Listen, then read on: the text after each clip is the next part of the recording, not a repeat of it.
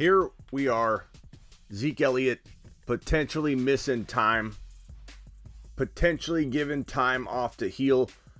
This is why we've been talking about it for nearly 3 weeks, maybe more, that Zeke Elliott needed to be sold high as fast as you can, carefully, not recklessly, not for a ham sandwich, but there was worry. We've been talking about it on the show over and over and over. Panic room, panic chamber, Tuesday show, Thursday show, last week. He's breaking down. And if you own Pollard, you're sitting pretty. If you own both Zeke Elliott and Pollard, you're covered. And it's pretty hard to just trade Zeke away. But if you are holding Elliott right now and you don't own Pollard, you're in big trouble. And we can try and walk you through what you can do next, but there's a darn good shot Zeke Elliott's missing time at some point between now and the end of the year. We'll break this down and more. We'll go over your start bench advice, all that good stuff. The Fantasy Football Show begins now. This is the Fantasy Football Show with your host, Smitty.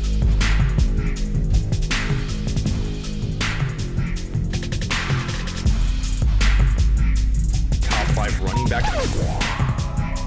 You're watching the Fantasy Football Show. I'm Smitty. Take a lap.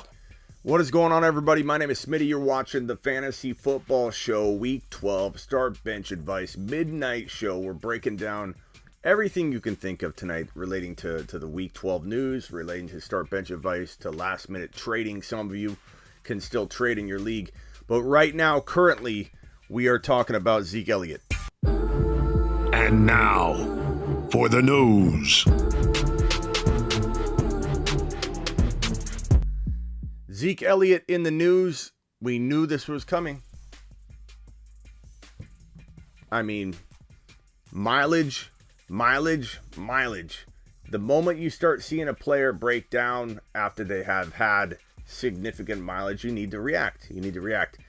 Zeke Elliott, according to ESPN, Cowboys are considering giving Zeke Elliott time to heal.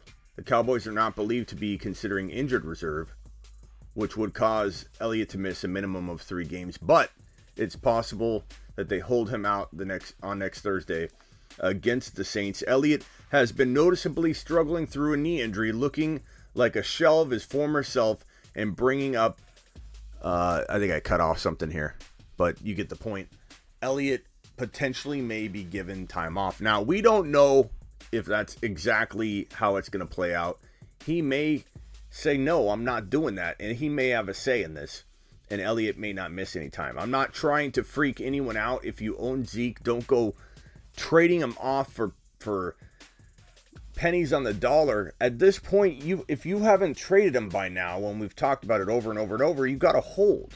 And I'd almost think that very few of you have Elliott and don't have Pollard. So in a way, maybe you're rooting for Elliott to sit, get healthy. Let's let Pollard just get all the run for a couple weeks and you're fine. Like, you're not in panic mode necessarily if you have Elliott and Pollard. If you only have Elliott, you could be in some serious trouble. This could hamper and hinder your production from this point until, week 15, and you could, lose a playoff spot. You could lose your first round playoff matchup. There's a lot that could go down. I don't feel good about Zeke Elliott specifically right now through the end of the year. Could it change? Yeah. Could Zeke do what Gibson did? Gibson was very questionable whether he was going to remain on the field. Would he hit IR at some point? Gibson pushed through it. Now Gibson looks promising. He might fall off again too. He's also banged up, or he's still resting his shin. His shin's still bothering him. And this more to the point of that we can't trust news wires anymore. We can't, not necessarily news wires, but the news reports and the injury updates coming from the teams that then news wires have to digest. And it's like, Gibson's not on the injury report. He's still struggling with the shin. Why is Gibson's injury not significant? Why does it not carry an injury designation some weeks? Because we're not being fed correct information anymore from the teams. We do not get fed proper information anymore, and we have to kind of read between the lines a lot of the time in fantasy football now. I'm merely telling you that we're probably better off at this point having Elliott sit out a game or two, let Pollard go crazy, and those of us that own both in the situations where we still own Elliott, I still have Elliott. Like, when I say you should have traded him, I still own Elliott in 1 or 2 leagues. I couldn't trade him in every league that I had. I drafted him in like 5 or 6 leagues. He's been a top 5 to 8 running back all year long. He's done really well. And as I've talked about selling high on Zeke, I've unloaded him here. I've unloaded him there. But there are a couple leagues, I think 1 or 2, where I still own him. And I couldn't get rid of him at a high value, so I kept him because I got Pollard. But I don't think there's one league that I have Zeke where I don't have Pollard. So I'm not panicking if I own Pollard. I'm not panicking. If anything, this could be good in the sense that you get a full workload for Pollard. Pollard's better than Zeke Elliott at this stage in Elliott's career. Elliott's good at falling in the end zone. The mileage is adding up. The touches and volume has not been there for Elliott. As I said a week ago and the week prior to that, the touchdowns have been saving him. And if you look past the touchdowns, if you actually look at what's going on, the volume's really low. And if he wasn't getting in the end zone, he'd have a dud game. And his touchdowns have been saving him. Buying us time to trade him high, in many cases people have, and you've done fantastic work. I have on my text line on heysmitty.com, my text line, I've been helping people left and right trade away Zeke for the right price, or in the case where you own Pollard, you have to hold. You cannot sell Zeke Elliott for peanuts when you have Pollard, because most of the time people want Pollard with Elliott. You're not going to get rid of Elliott without trading Pollard. So are you better having Elliott and Pollard than selling low? Yes, because Pollard might start and be great. What are your thoughts on Kamara? Missed 3 games already. Time to panic. I mean, of course, time to panic, but we don't know whether Kamara is coming back, when he's coming back. Is he done missing time? No one really knows. I wish I had an answer for you, but there's nothing out there. Like I said earlier, we're being fed crap from the teams. The injury reports aren't what they used to be. We're basically flying blind a lot of the time now. And a perfect example of that is when Elliott's not mentioned, for having this or that, or he's fine, or Gibson's no longer carrying an injury designation, but then he's struggling with his shin again in practice. It's like, at what point do we just give up on the news wires being accurate, or the news reports coming from the teams? They just aren't accurate. We have to assume they're not going to be accurate going forward. Like, we have to take a little bit of guidance from those, obviously, but I no longer fully trust injury reports whatsoever. They're not as trustworthy as you think. If you have an indication based on your eyeballs watching a player play, like Elliott hobbling on the sideline, or Gibson still struggling with a shin, and you see him not show up on the injury report, you got to use common sense and go, I don't care if he's not showing up on the injury report. I am worried a little bit still about Gibson. Do I like Gibson more than I did? Absolutely. That's kind of not the point. I'm just merely saying we have to use logic and say Gibson's still banged up. Let's not lie to ourselves when he doesn't show up and then he does, and then he doesn't show up on the injury report and then he does. Or, if it's being told that Barkley's not on the injury report for his knee, it's only his ankle, he's still struggling with his knee. He'll be struggling with his knee the entire year. That's what happens when you come back from an ACL tear and you hit the field too early. You're going to struggle with swelling. Your knee's going to be... this is live. Demolition, this is live, pal. We're live every Friday, midnight, every Saturday, midnight. So join us here live on the Fantasy Football Show. Rock Out in the house says, hit the like button, Rock Out. Glad to have you here, buddy. And let's get to some of your questions. But I don't know. You're probably going to hit me all night, which is fine. That's why I'm here. You're probably going to hit me all night with the, hey, how do I get rid of Zeke Elliott? Smitty, what do I do? So hit me with it. I'll do my best to try and get you out of a Zeke Elliott share that you still have. Again, in every case, you can't get out of it. You know, like in the case where I own him in 1 or 2 leagues still, I have Pollard. I'm fine with it. You might be in a similar situation. So it's not like you made a drastic, crazy, insane mistake by not getting rid of Elliott. You may have not had the option. And Pollard is there for you to take over if Elliott does go down. It's better for Elliott to sit. It just plain is better, simply better for Elliott to sit and give us a healthy full dose of Tony Pollard. Flex Elijah Moore or Patterson. You don't even know if Patterson's going to play, bro. And Elijah Moore has been playing fantastic. Get Elijah Moore in there for now, and you can maybe make a change later. But I don't know why you would. Elijah Moore's been on fire, and Patterson, we don't even know what his health. We don't know how healthy he is. Why didn't the Bucs put AB on IR? I don't know. They probably, this is another thing. We don't hear everything, as I'm mentioning earlier, Rockout. We don't hear the truth anymore coming out of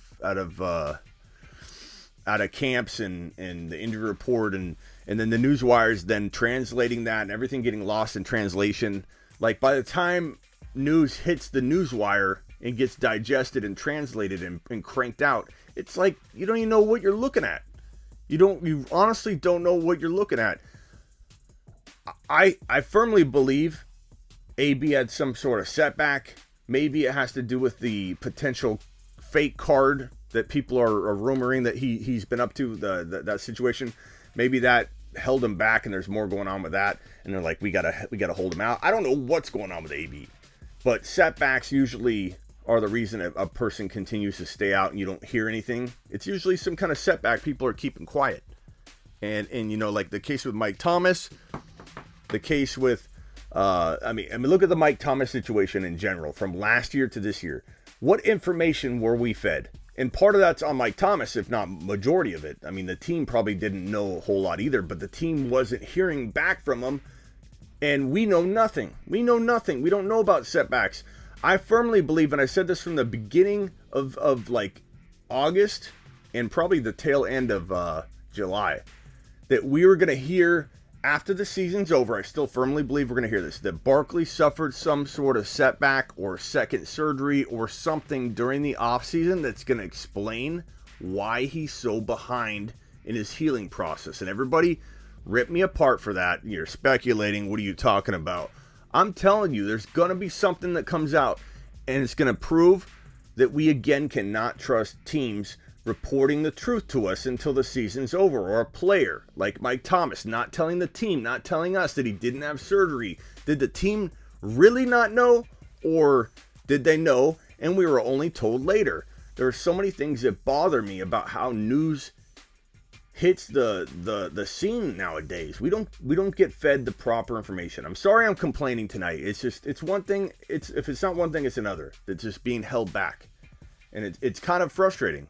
You know, especially when you're in the prediction business and you're not going to be fed you have to go knifing through all this information to try and predict what you feel is probably really going on. You know, like with the Barkley situation, I felt like there's going to be something, and I firmly believe this will be the case, that we were not told, and it's through experience you got to figure out, okay, why is the most gifted, physically gifted player to play football in the last 10 years, Zeke Elliott, physically gifted, why is he struggling to get ready for the 2021 season when he had plenty of time? I know his surgery was delayed a little bit more than it should have been. He still had plenty of time. He tore that ACL in the very beginning of the year. Was it week 1, week 2?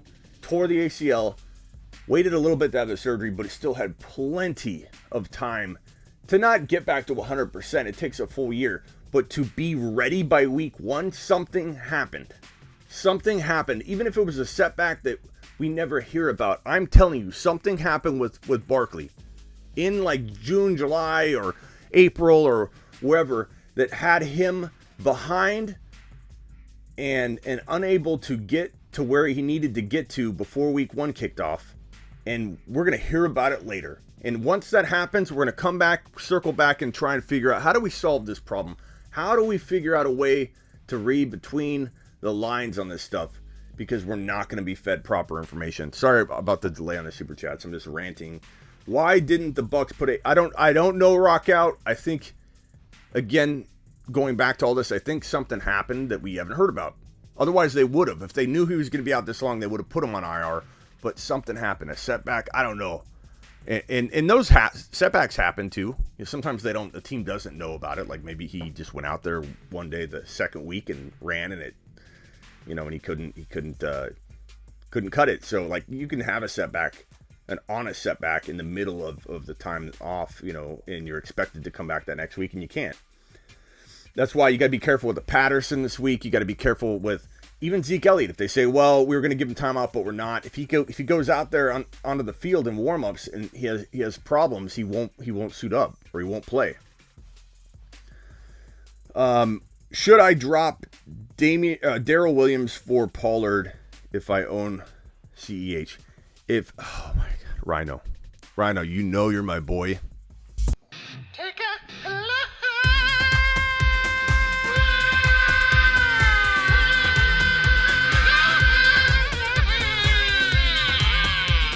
Rhino, you're my boy, Blue. Laps are healthy. They're good for us all. We all need to take laps, a healthy lap once in a while. But why on earth? You better have like a 4-player bench in your league. Because you are the Fantasy Football Show viewer. You are the Fantasy Football Show student. There's no reason Tony Pollard should be on your waiver wire, especially right this second. Like, after all this news that's breaking, literally, this is like twiddling our thumbs, Rhino. You know what? I'm kind of messing with you, Rhino, but you know you're my boy, right, Rhino? Bro fist, bro. Bro fist. It's all healthy. This is me, coach. When coach yells at you at practice, it's a good thing. He's trying to get you to move quicker, be your best, okay, Rhino? I'm trying to get you to be your best. But when we're sitting here, I feel like when I see a comment like this, I feel like someone's sitting there going, should I take him? I'll go throw the trash out. Let me go throw the trash out, and then I'll come back and maybe pick up Tony Pollard. I'll be right back. I'm going to take the trash. I'm going to go throw this out, and I'm not going to be worried at all. I'm just not even going to think about whether Tony Pollard's going to get picked up while I'm out throwing the trash away. That's when I see this comment, Rhino, where we're debating whether maybe we'll pick up Tony Pollard. I'm picturing this. I'll be right back. I'm going to throw the trash out. I'll be right back. Okay, let's see here. Yeah, we'll go ahead and we'll execute this trade. Maybe I'll come back in the morning. Like, Rhino, get on your horse. Go pick up Tony Pollard. What are you waiting for? League winner. Do I want you to drop Darrell? I don't know. It depends if you have another drop. If I had to drop Darrell, I would. I probably would. But I don't want you to drop Darrell. Drop someone else, Rhino. If you can, list it here. I enjoy my lap. I would have to drop Judy, Moore, CEH, D. Williams, Javonte. If you don't think you'll ever use Judy, I don't want you to drop Judy. Knox is your backup. I don't want you to drop Judy, but I don't want you to drop Darrell either, because if Clyde went down, Darrell's pretty darn good. Is Pollard better than Zeke at this point in his career? I believe he is. I believe he is better than Zeke. Rock out with a super chat.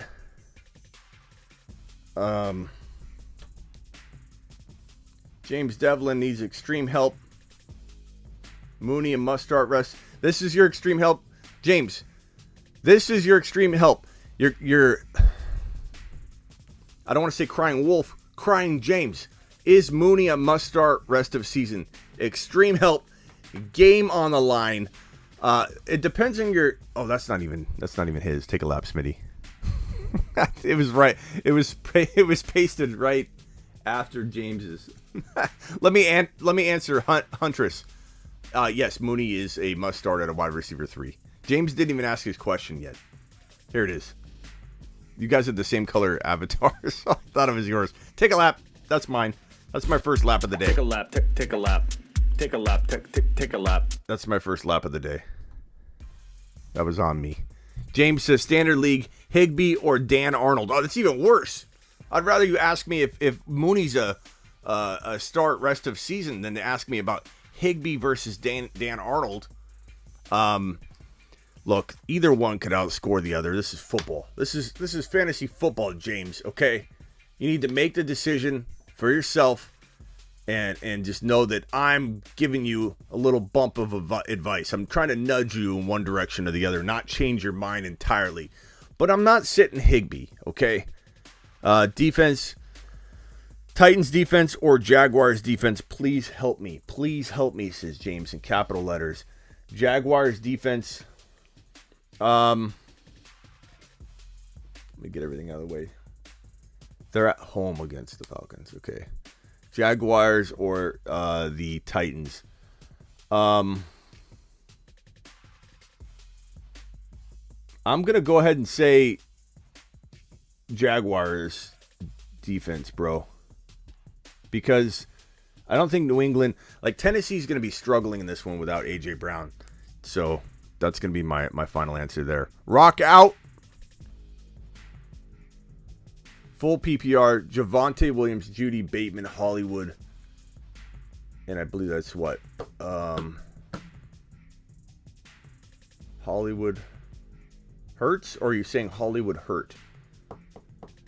Rock out. Clarify for me on that. Javonte, full PPR, Javonte, Judy Bateman, Hollywood. I can't be Jalen Hurts. Because, like, if you're asking me between these and that's a super flex, of course Jalen Hurts. But I don't know if you're saying Hollywood's hurt. I don't know what you're trying to say there exactly, but I'm going Hollywood as long as he's not hurt and healthy and on the field. He is banged up, I believe. Let's pull up Hollywood and see what is his I think you're just saying Hollywood hurt.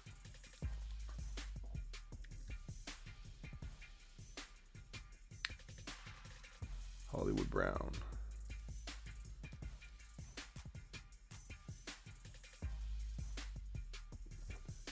I think he's just still questionable. But hold on. Hollywood Brown thigh is questionable. He's still questionable. No update. He was limited for every practice throughout the week, but is expected to return once from the one-game absence. The overall 8 wide receiver in fantasy points per game, Brown will remain a low-end wide receiver 1 against a fully. Yeah, I don't think he's gonna be hurt for this game, bro. I think he'll be fine. He's banged up a little bit, but he's good to go. I'm plugging Hollywood in. Zinski. I need a win this week. I have Zeke. I assume that's Aaron Jones. Zeke, Aaron Jones, Taylor. No handcuffs, okay? No Dillon, no Pollard. Wow. Do I sit Cooks or Claypool for Kenny G? Should I sit Russ for Danny Dimes? 2-stack with Kenny G. I'm not starting. First of all, don't make decisions based on stacks.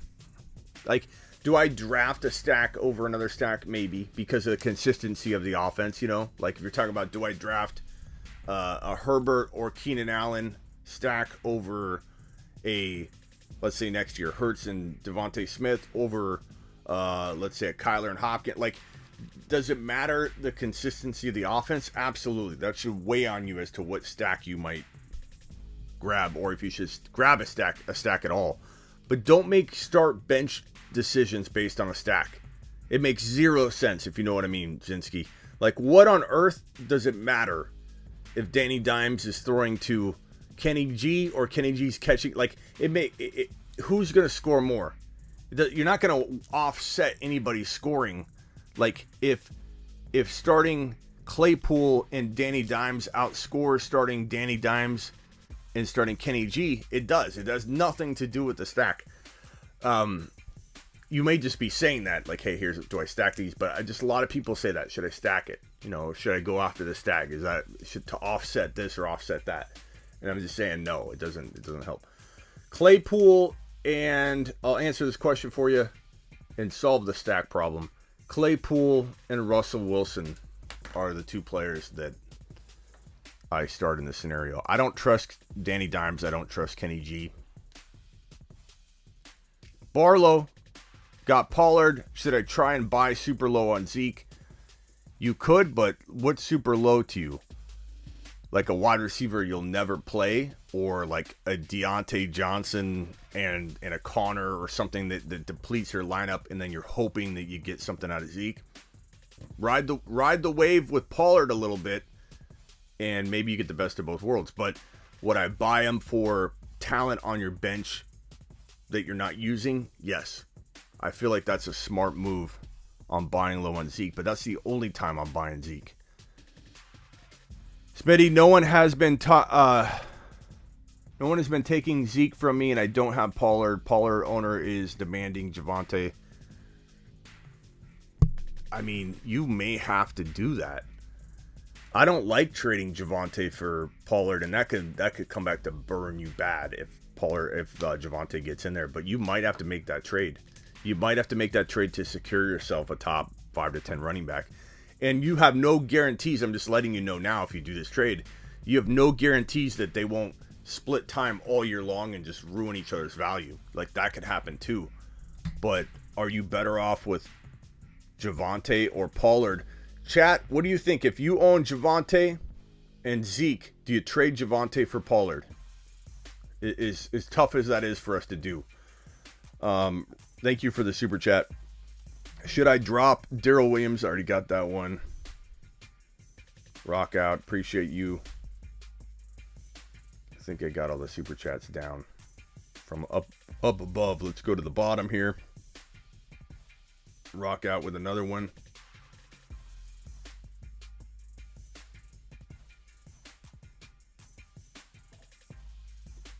Thank you, James. Look at James getting back on my good side.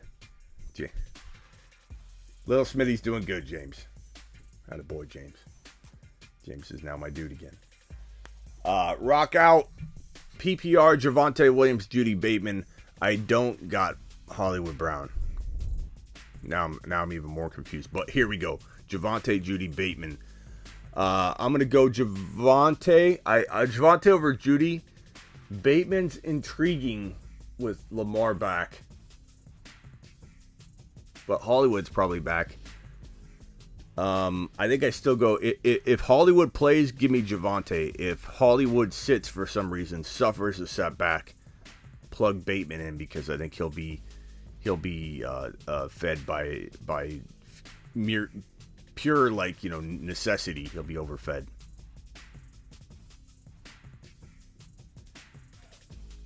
Two flexes. Look at the last super. Two flexes. Okay.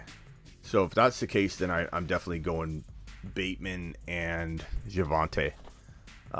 Judy could go off at any moment, but I think Judy's more of a 2022 exciting prospect. I think his setbacks this year have kind of, tempered our expectations. They've kind of stunted his growth and progress and evolution. We might be looking at a late breakout in Judy, third year breakout versus a second year breakout. It's not that crazy. It doesn't mean a player is bad. It doesn't mean they're not as good of a potential long-term option in fantasy football. It just sometimes happens. Sometimes a player doesn't get the opportunity that they need. So I got my cameras are all jacked up. This one right here, I gotta restart. Let's restart that one.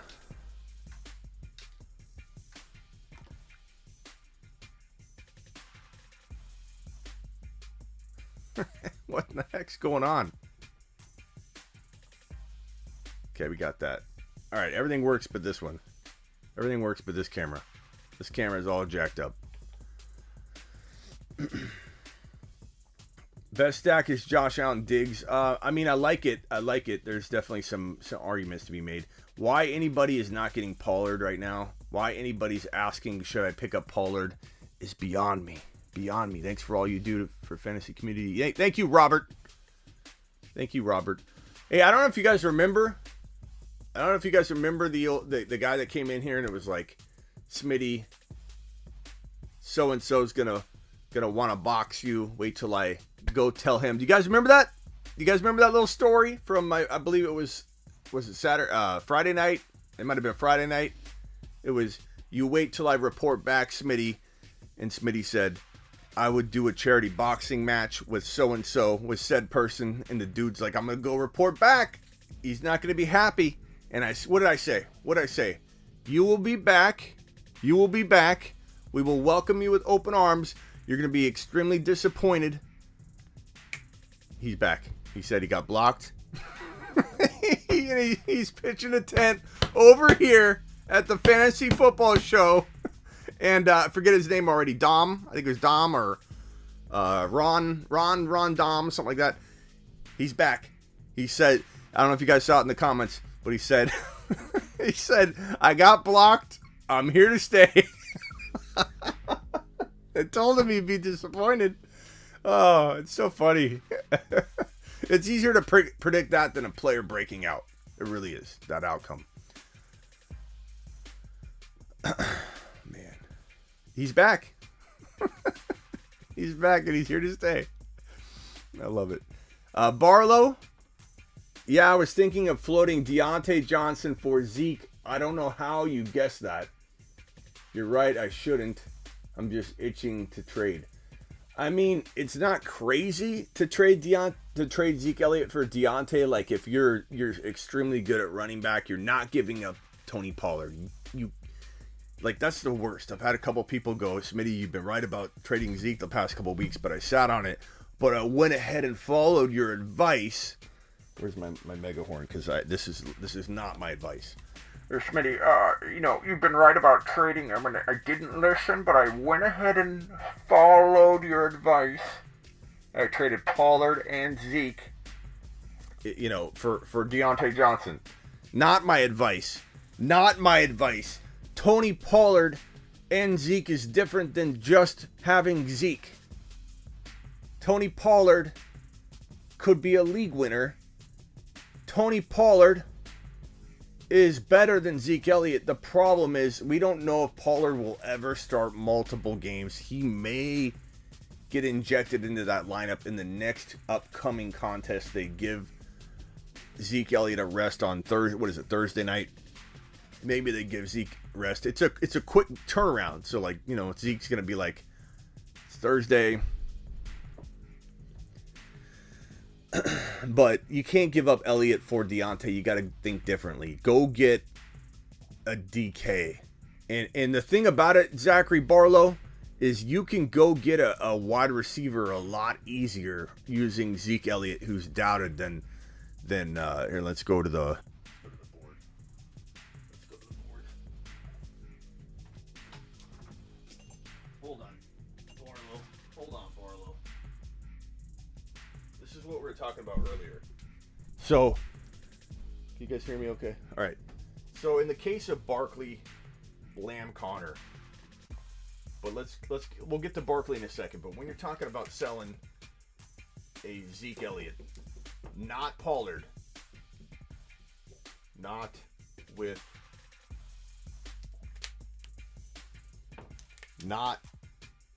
Pollard. Not. You're trading, we'll talk about with Pollard in a second. You're trading him for a DK pretty easily. Because if you are struggling and you're trying to do last minute trades, you need a running back. Zeke may look dangerous to you who owned Zeke Elliott, but Zeke looks like a pretty good bet in scramble to put my season on when I'm already about to fall off a cliff.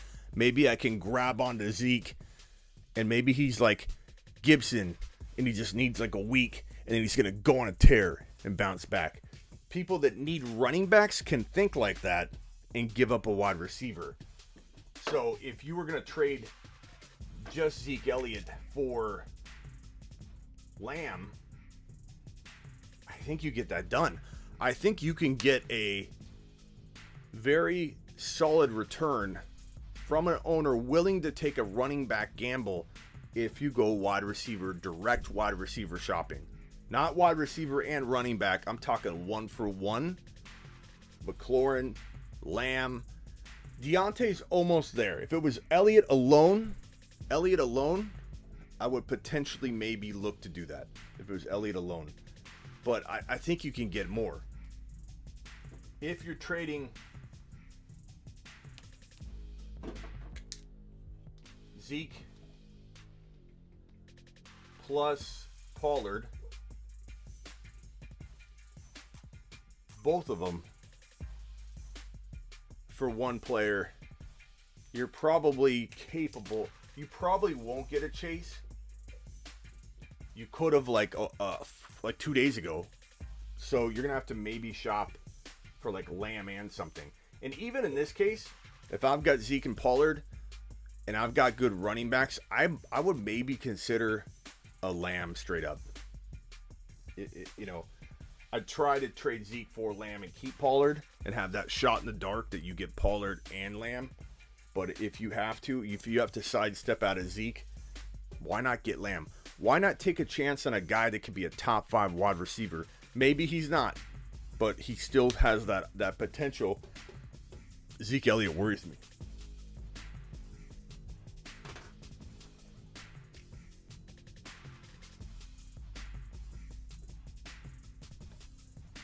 All right, where are we at? Seclan in the house. If Pollard, it looks like Seclan saying F Pollard. Seclan is a Pollard hater. He said F Pollard. I think Seclan means if Pollard. Here, let me fix this for you, Seclan. I have the powers to fix this. If Pollard. a little bit less aggressive, Seclan. If Pollard is starting running back on Thursday against the Saints, is he a top 10 must start running back? If he's starting and Zeke is out, 100%. Seclan, 100%. 100. Barlow, yeah, I was thinking of floating. Okay, that was what you're talking about. God, my computer. I need to I think part of it is I need to clean it out. I clean it up. I've got so many files and things are getting heavy. I have little space left too, which is why it's slowing down until I clear it all. Voicemail. Okay, rock out. We'll get to that. I'll make sure to look for you once we hit the IG voice message segment of the show. Tony Garcia secured a playoff spot, 10-1. 10-1. You know, Tony, as many live streams as I do and as many conversations as I have on HeySmitty.com, my text line, on SleeperU.com, on the Discord, on Instagram, and the YouTube comments, here in the live streams, live streaming 6-7 times a week, I hear about very few 10-1 teams. So you're in a very small group of people. There are not a lot of 10-1 teams. In fact, let me just explain to you. I will go into a lot of my expert leagues, okay? I'll go into a lot of them right now, and I'll tell you what the record. I'll tell you if I even see a 10-1 team. I might, but okay. So here's one expert league. 8-3 is the top team. Here's another expert league. 10-1.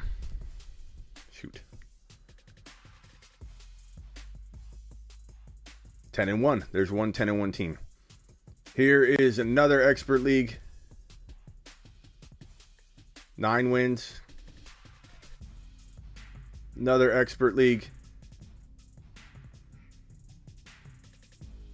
8-3. Another expert league.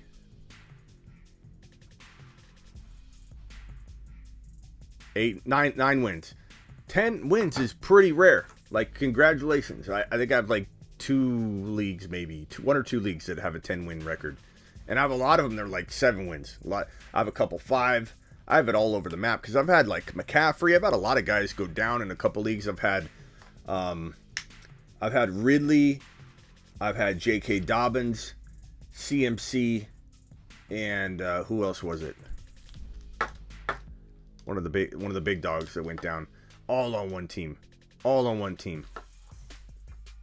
that team was massively hit and not doing well. Everybody's got that, man. That's why you do gotta play in multiple leagues. Some people play in one league. Injuries could take out your entire season. I was talking about the reverse giving up Deontay for Zeke. Okay, Barlow. I would potentially do that, Barlow. I'll potentially give up Deontay if you can afford to live without him. If you've got a guy that can slot right into that Deontay spot and not really miss a beat, why not? Why not take a chance on Elliott? So anyway, secured a playoff spot, first place in a half PPR 10 team. Have Waller and your second on waivers. Should I drop Higbee and pick up Freiermuth? Waivers are in 30 minutes. No. I mean, number one, Freiermuth and Higbee are very close, man. Keep that second overall pick in case somebody does something stupid in the next couple of weeks. I bet you somebody drops somebody they shouldn't drop. It's better than Freiermuth for your team. I don't see you saying it's Dynasty anywhere. If it were Dynasty, I might consider it, but I don't think he'd be available in Dynasty. So I'm pretty sure this is a redraft league. And Higbee's as valuable as Freiermuth. I like them both. I kind of go back and forth as to which one I rank higher. So I'm going to say no. I'm going to say no on that. Thanks again, Rock out.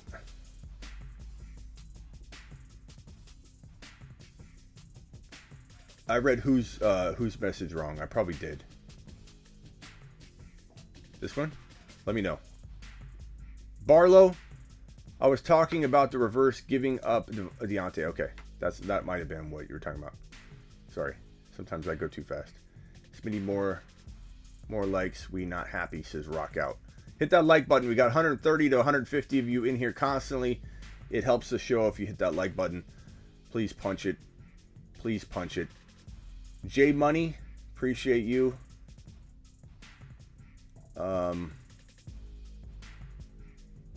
Half my teams are injured or out for ridiculous reasons. Sorry, Cliff. I'm sure Ridley's one of them that you're not happy about. Yeah, I don't blame you. I don't blame anybody for being upset over injuries. I don't blame anybody. How do you feel about Alvin Kamara? What Alvin Kamara tweeted out? Let's see what Alvin Kamara tweeted out. Twitter. Alvin Kamara.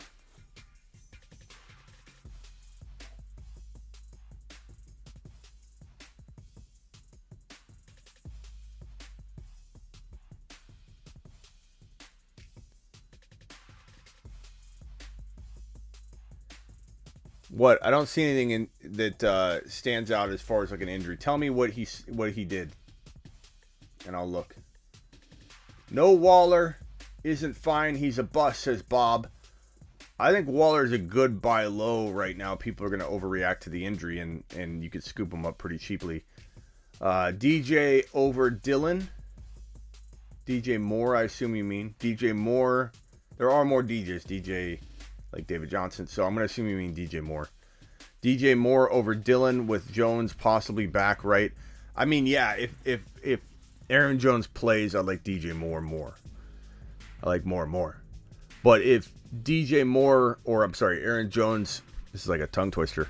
If Aaron Jones sits, then I like AJ Dillon, Big Dilly, Captain Dilly over DJ Moore. But of course I like DJ Moore more if Aaron Jones plays and AJ Dillon isn't the focal point. It's possible, like Joel says though, like we got to read the news, even though we barely trust it, right? Maybe Aaron Jones is used sparingly. So we'll have to see. My only rebuttal for this, Joel, is that you were saying that why risk it? Well, why play him then at all? Like they shouldn't play him at all. If they're worried about him getting hurt for the playoff run, why not sit him and not risk throwing him out there for 3 plays? So, that's what makes me think he'll sit ultimately. And then we get AJ Dillon, Big Daddy Dillon, Captain Dilly, Captain Dill, and we'll get 120 yards and 1 or 2 touchdowns out of him this week. I'm feeling an AJ Dillon explosion. We got a decent 100-yard total yard game, like 5 or 6 catches. It wasn't what we'd hoped, but it was decent, and I think he's going to drop a big one if he's starting and getting all the work. Rock Out with another super chat. Thank you, Rock Out. Should try and trade Schultz for Knox and my QB's Allen. Here's that stat question again. I'd rather have the tight end's gonna outscore the other tight end. I don't care so much about the stack, but it is fun to own. I understand. I probably like these guys about the same. Rock Out. I probably like Knox a little bit more because I feel like when he's healthy, he's done nothing but just catch touchdown passes, and I worry about him staying healthy, but I kind of like Knox a little bit more, but barely. So it's a very even trade, and I own both of them in a couple leagues. People were dropping Knox and Schultz left and right over the last 4, 5, 6 weeks because of bye weeks and injuries and poor play, and for Schultz, and like, oh, Schultz is now a guy we forget. No, I like Schultz a lot. He did really well last on Thursday. He should continue to play well, and I like Knox a little bit more though. How do I feel about Monty?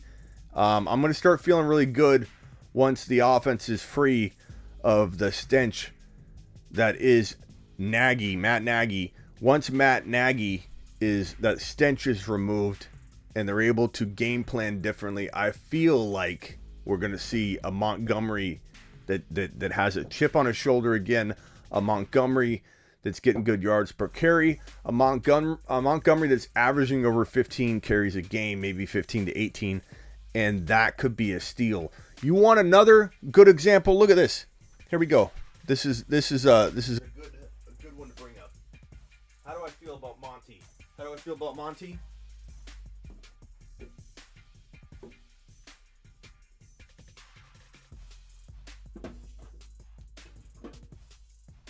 This is how I feel about Monty. Zeke for Monty. I do it. I'd take it straight up. 1 for 1.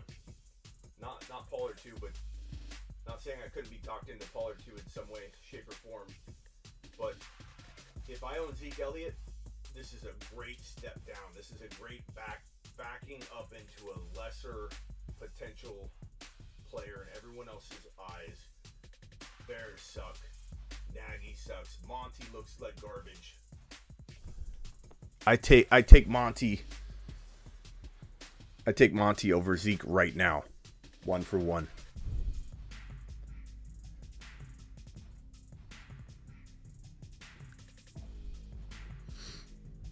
Would you trade Zeke for any top 12 wide receiver?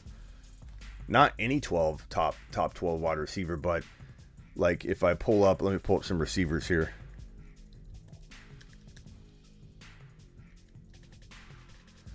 Question for you. How does the camera look? Did we look ultra crispy? Today? How's the clarity of tonight's live stream? How we looking? Because I upgraded the camera right here, this specific one, and I feel like we look really clean and crispy. And I love the high quality, the clarity involved, the color, the blue glaze over everything. I feel like everything's just right. It took a while to tweak the lighting. I feel like the sound's on point, but I've always been like, okay, on the live streams specifically, I felt like the quality of the color when I'm streaming, I got the right perfect combination of everything going now. This camera is phenomenal, and I feel like we're doing well. I think it looks pretty good. Not refocusing every 5 seconds. Yeah, when I do that, and I didn't turn that on, the autofocus. I left the autofocus on purpose because there would be times where I would need that to readjust it, so I just stopped turning it off. But yeah, when I pointed, it'd focus in or whatever. Yeah. I got a look. Well, it's because I got a blue light. The reason there's a little bit of blue. But that's the tone I like for the show. We could see your zits now.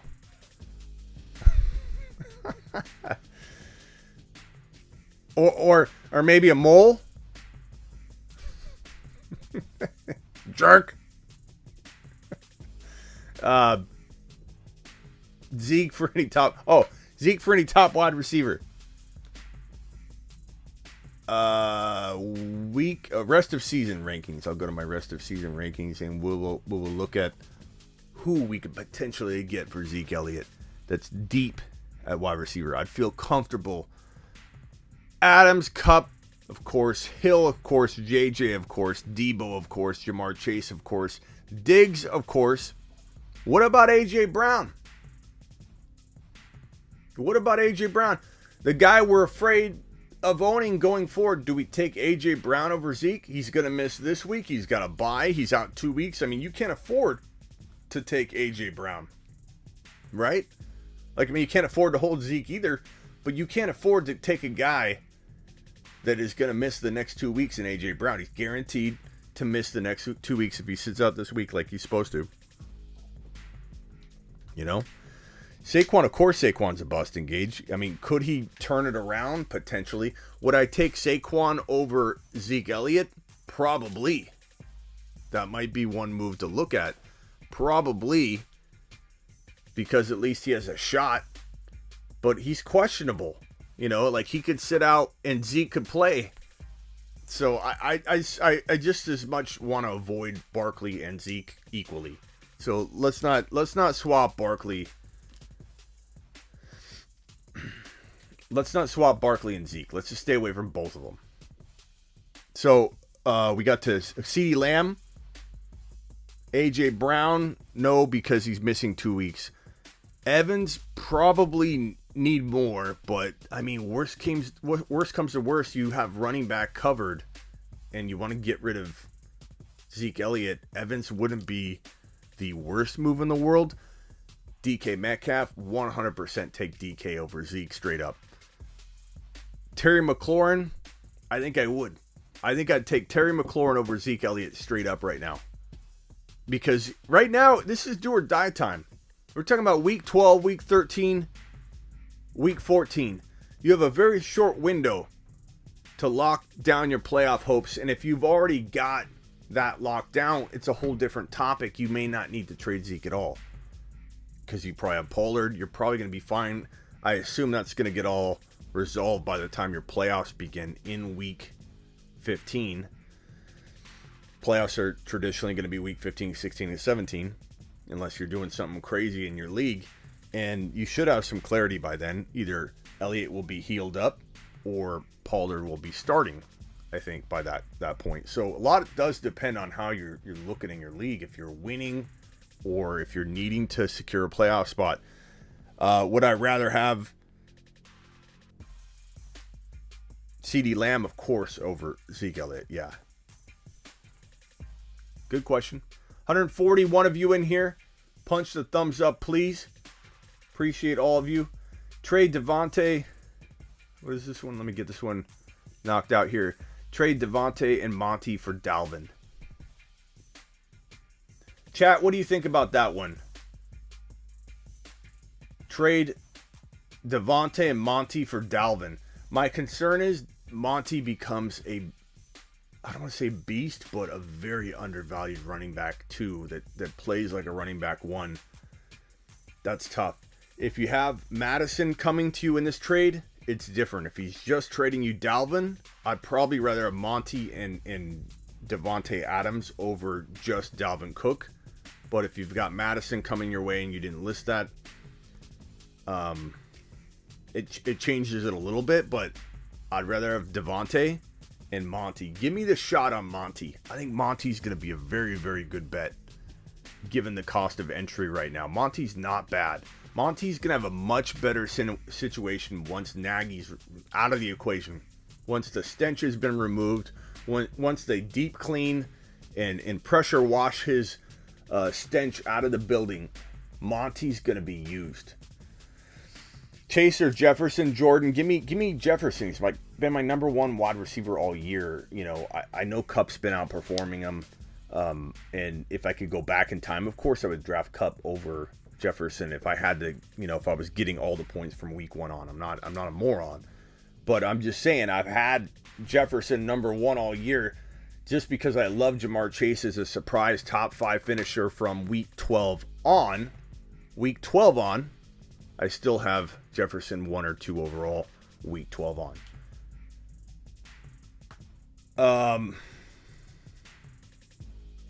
Smitty, Monty will finish strong. Yes, he will. Zachary Barlow with another super chat. Thank you, Barlow. I'm going to put you right here, and I'm going to finish answering these 2 questions, and I'll come back to you. Should I trade Zeke, Pollard, McLaurin for JT? Of course you should do that. Go get JT.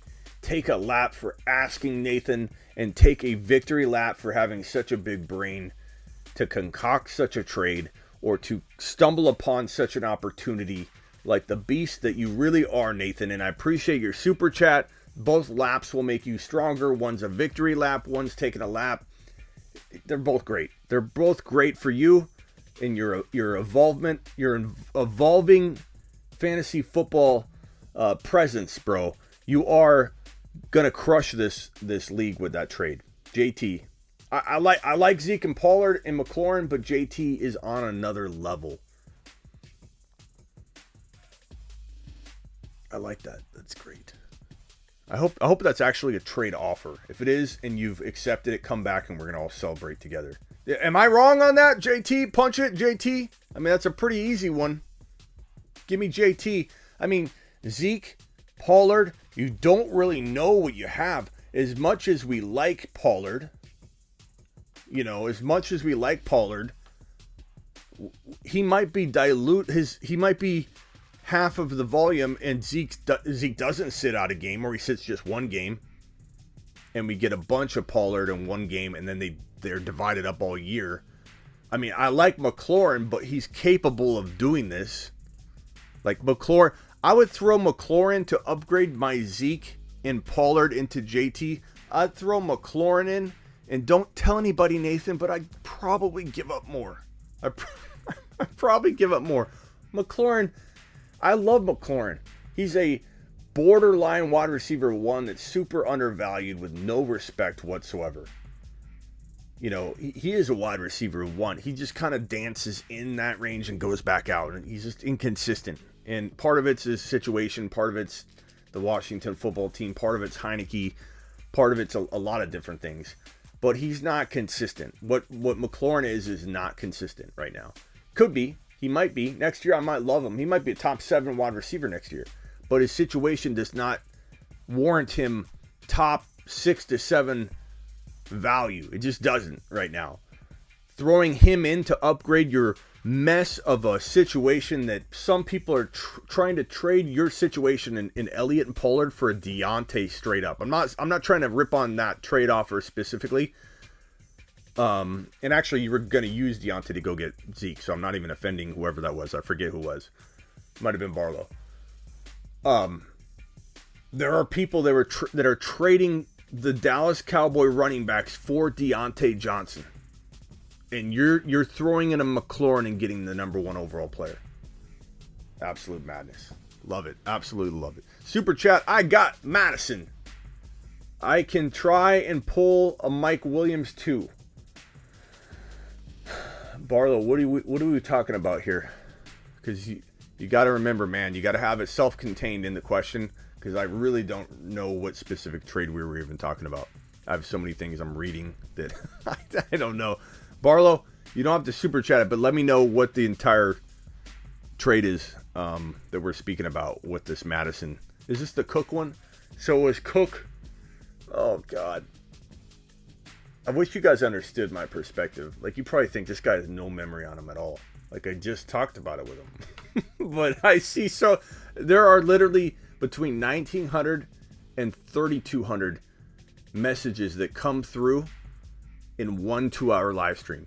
Between 1,900, it depends on the night. 1,900 to 3,200 messages that I literally skim every time I go live. It's insane. So it was Cook, and you have Madison. So I got Madison. I can try and pull Mike Williams. I believe you were getting, what were you getting in that trade? It was Cook for Adams and Monty. Thank you, Joel. Put yourself first. Cook. No, you guys come first. My mind is spaghetti. Mom's spaghetti. My palms are sweaty. I only got one chance. I don't want to miss my chance to blow, bro. So, no, I'm not putting myself first. Cook, you have Madison or Monty and Adams. I still want... You've got Madison already. I want Monty and Adams, and then the shot in the dark that Madison might become gold for you. Okay. Smitty's spending way too much money on his girl, but I don't want to disappoint her. What? Smitty, I'm spending way too much money on this girl, but I don't want to disappoint her. Is this the psychology advice? Okay, I need some psychology music here.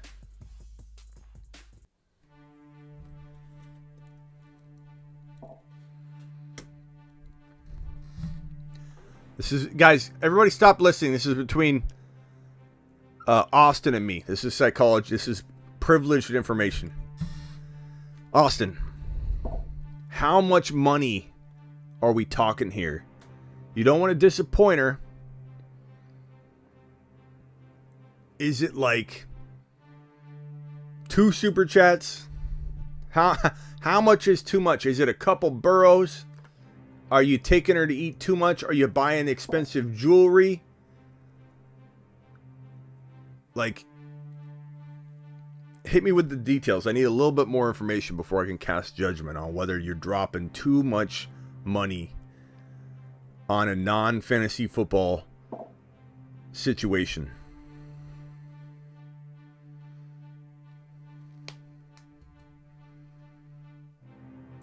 If you pull Mike Williams with Dalvin, so Mike Williams and Dalvin for Adams and Monty, I punch that.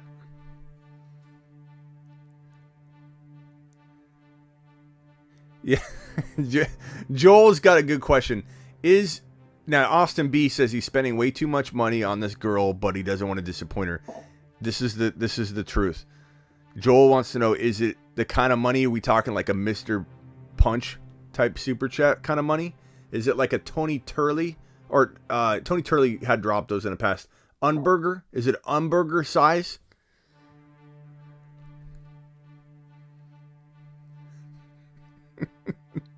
Is it a Mr. Punch?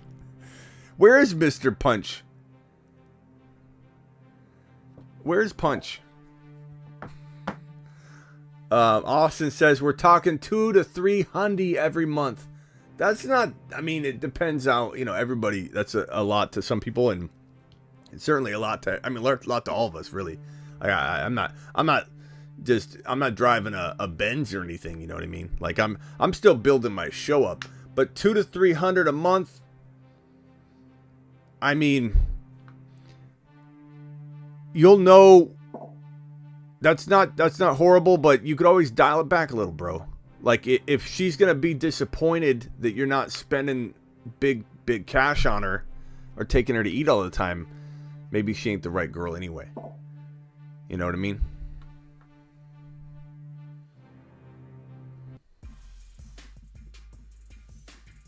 Poor Austin B. You know what you could get with that 200, bro? You could get a lifetime membership for under $200 to the Fantasy Football Show. I'd even throw in free text advice for the entire 2022 season and a 1-hour draft call with you, Austin, for I have the $199 at sleeperu.com lifetime membership. Anybody that buys that $199 lifetime membership gets a 1-hour draft call for 2022 and free text advice for the entire 2022 and 2021 season, and never pays for rankings or written content again. And on top of that, every single year after, $20 upgrade your email advice into that text line. So essentially, you never pay for content and rankings again. You get a free draft call in 2022. You get free text advice. You get free text advice for the remainder of 2021. And then on top of that, bro, every additional year, since you're not paying for content or rankings or anything again, you're just spending $20 a year if you want year-long text advice with me. So there you go. Double A says, women come and go. Smitty is a commitment. Attaboy. Okay, I got Madison. I got that Barlow. Zinski has a super chat here. Zinski says, if Aaron Jones is out, would DJ Dallas or Bateman? I'm going to go Bateman. Russ at QB, do a little stack there. I know you aren't big on stacks. I am big on stacks. I'm just saying my stacks don't influence my start bench advice. Like, do I draft a stack over another stack? Yeah. Do I like drafting a stack because of the consistency of the offense? Yes. I'm just saying when it comes to whether DJ Dallas outscores Bateman or not has nothing to do with the quarterback play. You know what I mean? Like, this is a 1 week who scores more, and I'm going to take Bateman, and I'm going to take, obviously Russell Wilson. I'm starting Bateman. Bateman's just a little bit safer. If anybody feels like they would start DJ Dallas over Bateman, put it in the chat for him and let him know so he has a little bit an extra take on it, an extra angle. G-Money. I have Dylan and Aaron Jones. My other running backs are James Robinson and Madison. Wide receivers are Diggs and McLaurin, Emmanuel Sanders. 2 running back, 2 wide receiver, 2 flex. What should I do here? So you're going to start Dylan or Aaron Jones. James Robinson. That's your 2 running backs. Your wide receivers are Diggs and McLaurin. Very, very easy. And, I mean, you can't start Emmanuel Sanders. He's already... So what are we talking about here? What are we talking about here, brother? What are we talking about here? Sanders, Madison. I mean, you have to... From what you're listing, you have to start A.J. Dillon on top of Aaron Jones. Actually, you know what? We've been talking about this, G-Money. Start both of them. Start Dillon and Aaron Jones, especially if your alternative is like a wide receiver that is comparable to Emmanuel Sanders. Emmanuel Sanders has already played. So, I don't know if you mean go forward or what, but... Or if you're talking about trade. Maybe you're talking about trade. Maybe G-Money's talking about trade. Like, what trade should he make moving forward? But I start both of them this week. And as far as, like, ideas for what to do... I'd maybe sell James Robinson high, especially if he has a big game. You started Sanders as your flex. Okay, we're gonna have to know Saturday night. Can you bring this question to me? You don't have to super chat it, but just like get my attention. However you got to get it on Saturday night. I don't know if you have my text line G Money under a different name or something, but you always ask me this on my text line. But I'm gonna say that. We've been saying it in here in the chat. There's a good chance that if they play Aaron Jones, he won't be fed fully. So maybe Dillon's the play no matter what over Aaron Jones. But I think we'll have a clear understanding as to what the volume is going to look like for both of them. We just don't know yet. So it's hard for me to give you a concrete answer. I'd say for now, put in Dillon and just, leave him in there. And then if news suggests that Aaron Jones is going to get a full course meal, then we swap him out. Otherwise, sorry to stop the show. It's okay, Austin. I had to do a little psych. I honestly, Austin, you should know if she's worth it or not. You know, bro. You know right now if she's worth it or not. If you think you're going to disappoint her by dialing back the spending on her, my guess is she's not the right girl, bro. Okay? That doesn't take a psych degree to figure out. If she's going to be disappointed in you, Austin, because you're dialing back $200 or $300 a month on food and all that, she ain't the right girl. And you know what? If I was in your shoes, I'd be too old to care. Like, I don't care about that anymore. Bro, I beat my own drum, bro. That didn't sound good, but I don't care. I do me, and Miss Smitty loves me for me. I'm a weirdo. I'm in here all the time. She probably gets really tired of it. In fact, I know she gets tired of me being here all the time. But if I was in your shoes, I wouldn't care. I would do me. I would be happy. And I just don't care what people think of me anymore, bro. Like, if I needed to dial back my finances, which we all do. We all go through that, bro. All the time. But if you got to dial back your finances for a little while and you're worried about what the other person thinks, let them think whatever they want. Walk away. Do you. Be you, Austin. Once you get to a certain age, once you get old enough, you really, truly don't care what anybody thinks anymore. You really just don't care. And you know what makes you happy. You like Netflixing by yourself or with your girl that likes to Netflix with you and stay in. Get $7 burritos instead of a $45 steak and lobster per plate. Who cares? Be you, Austin. And if they want to hang around and be you with you, be like you, then they're a keeper. Definitely start A.J. Dillon over Jones this week, says Mark. I'm getting more and more behind that, Mark. The more I'm being asked the question. And I think it was Joel. Was it Joel who said that first? I'm starting to feel like, yeah, if I've got to make a blind decision, I'm starting A.J. Dillon right now over Aaron Jones because we know he's playing. Appreciate you, Austin. Beat that drum. Don't worry what other people think. Just beat the drum to your own tune. Don't give a crap about what anybody thinks. Okay. Positive energy, man. I'm 5-6, so Dillon and Aaron Jones need to start. They might. If you've got to pick one, it's A.J. Dillon. As of right now, that's how we're feeling. Mooney could be a wide receiver 2 going forward. He could be. You want to think of him more as a high-end wide receiver 3 with a potential of wide receiver 2 action to drop at any given moment. He dips into wide receiver 1 categories, bro. I love Mooney. I've been high on Mooney all year, all off season. We got nothing out of him. But as you recall, last week, the week prior, Mooney was one of the biggest ads I was talking about to add. Add him now! You think Waller will be out for a while, Smitty? I don't think so, but I'm guessing he has a IT band injury. IT band. I don't have an IT band on the model, but IT band is that band that goes along the side here and goes in. I'm not exactly sure where it goes into the knee. This is the MCL, so it's on this side, on the LCL side. But it goes down, you can feel it on your hip. And I believe it goes in right around, let me look up where the IT band enters the knee. IT band diagram.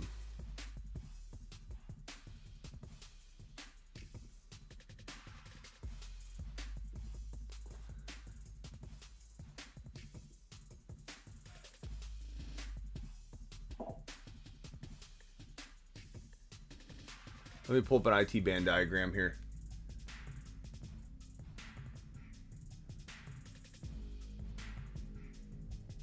So I believe it enters right where the knee is. Let's see. IT band. So it goes from like right here on your hip. It goes from like right here down into your knee.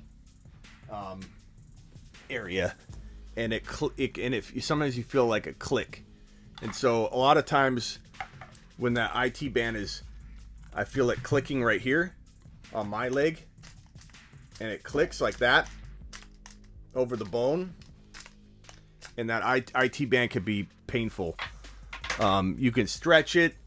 It can oftentimes cause knee pain, cause knee issues. I'm not sure if it can actually tear cartilage, like if you've got damaged cartilage and that IT band is rubbing up against that. But that can oftentimes be, you think you have a knee issue, but it's an IT band issue. It's serious, but it could be worse. It could be worse. I don't think he'll be out multiple games. I think at worst he probably misses one game. At worst, and I don't even know that I feel like he's gonna miss a game. I think he'll probably play. I traded Daryl Henderson. See, they may have thought it was a knee issue, which is what I'm talking about. Like, I had an IT band issue, and I thought I had an injury to my knee, and it was my IT band clicking up against the bone right there, and it was rubbing up against I think it was touching my meniscus, which is why I had pain in it. But it wasn't a knee issue; it was an IT band issue. So that could be one reason why you went to the tent. They weren't quite sure what was going on, but I think I'll probably play. But I'm guessing. You traded Daryl Henderson and Sony Michel for DK Metcalf. I like that trade a lot. I think that was a fantastic move, bro. I like it. That's what I would do. Ronald thinks he's going to play. I've got Zeke and Pollard. Should I trade them for Kamara? In a heartbeat, I would. I would trade Zeke and Pollard for Kamara. But that's me. We love our Moonies. But it's the...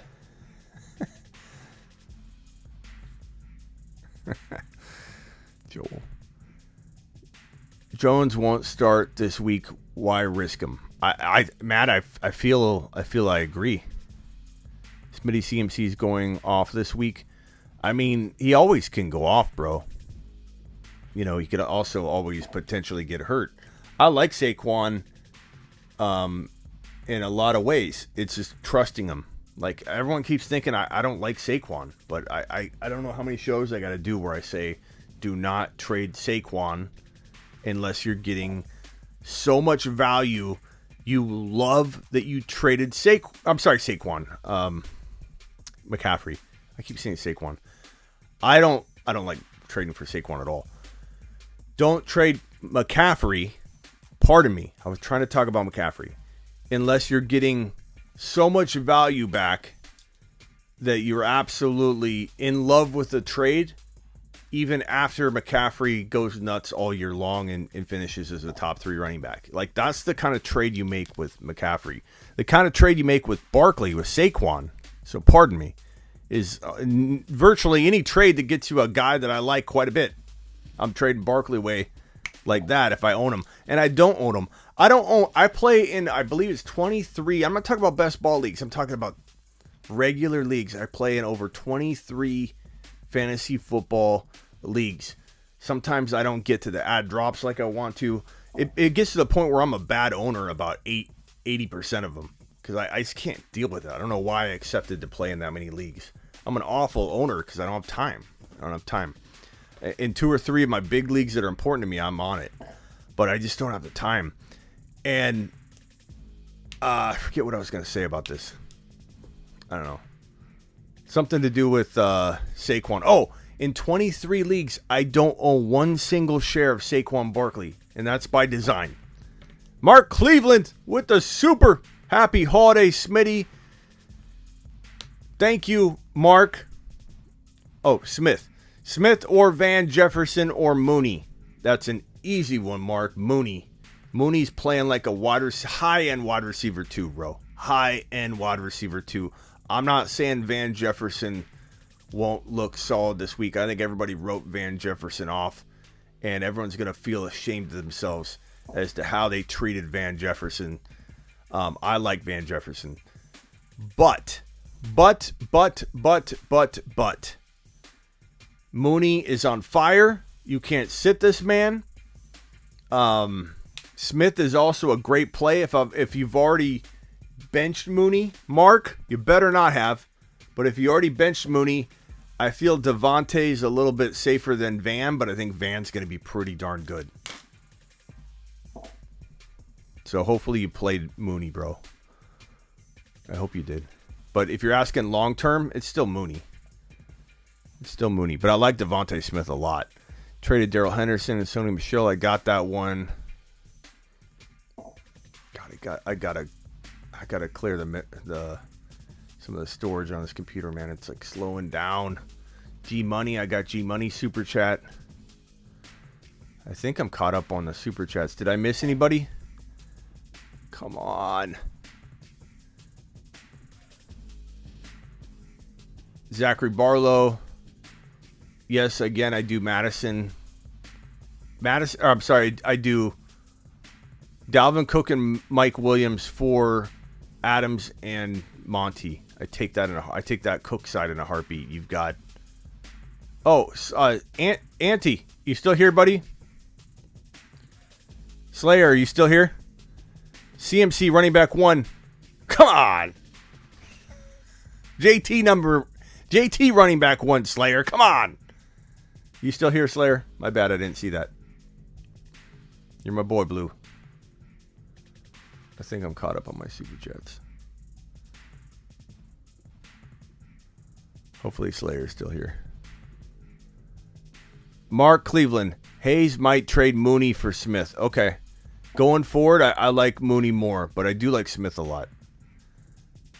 Van Jefferson over Aaron Jones, Cooks, or Big Mike Williams. I'm playing Big Mike Williams, although if Aaron Jones plays and we get an indication that he's going to be fed a lot, then I would switch to Aaron Jones for sure. But if we're like really uncertain about his workload, we're going to go with Mike Williams, Big Mike Williams. Slayer, come on!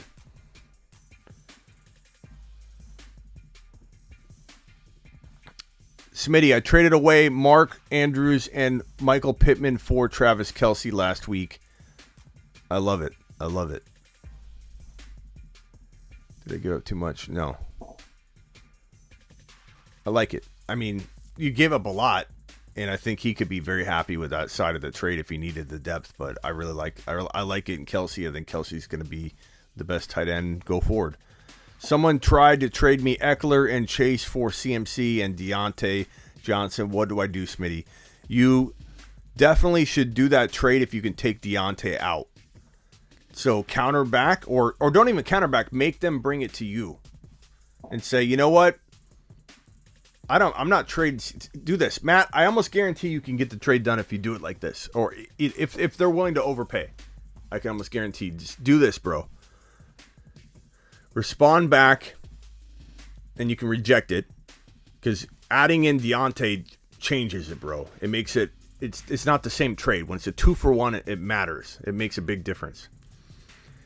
Say to him, you know what? I probably am not trading CMC for anything, bro. He's going to be the number 1 running back. Come on! But then tell him, say, if you took Deontay out and sent it to me, I would take a look. I could see myself being tempted, but I'd need to take a look at it. Make him offer it. If you send it to him, he all of a sudden steps back. This is the psychology in fantasy football trading, bro. He steps back, and it's real for him. Then he's got to really think about it. It's now his decision, and he can say no. Just say, you know what? I'm not trading CMC for anything. Reject the trade. Make him feel like you're super confident in it, not like you leave it pending for a while. Because when you leave a trade pending and you start negotiating with somebody, the other owner knows that you want to almost do the deal because you're not rejecting it. Reject it. Reject it. And then come back and say to him confidently, trading CMC is almost impossible in your eyes because he's going to explode. But if you took out Deontay, I could see myself, I'll take a look at it and I'll give you an answer within 10 minutes or something. Make him feel pressured to send it to you and he'll send it. But it's all about how you do it. A lot of people come back and they say, Smitty, I can never get the deals you get that you suggest to get. And I do try what you're telling me to do. I feel like a lot of people aren't. I feel people get antsy, they get impatient, they go after the trade, they send it to them. You've got to sometimes make a trade the other person's idea. If you don't make it the other person's idea, they may not do it. It's a whole different mindset. If I make you think that you want to come get a certain player, you know, like let's say you're interested in this deal, and if I counter back with no Deontay, but I'll do this, they're in control of the situation, and they might really step back and analyze it. But if you make them come to you, they're going to overpay because they're trying to get you to hit that button. They're trying to get you to hit that button, and they're going to make mistakes. They're not going to make mistakes when the trade offers coming to them because they're not making any decisions. Why not have the person making the decisions checking the button of the players they want to send to you? That's when you make the mistakes. Okay? If you send it to him, he's got a lot of time to think about it, and then he won't make the mistake. Zinski, would you start Van Jefferson? Oh, I already got that one. Thank you, Zinski. Appreciate you, good buddy.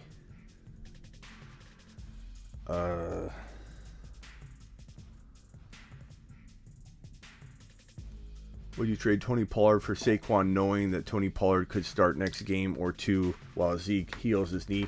No, because, Chris, what you're doing is you're completely assuming, bro, that that Tony Pollard is going to start not only one game but potentially multiple games. You don't even know if he's going to play one game, bro.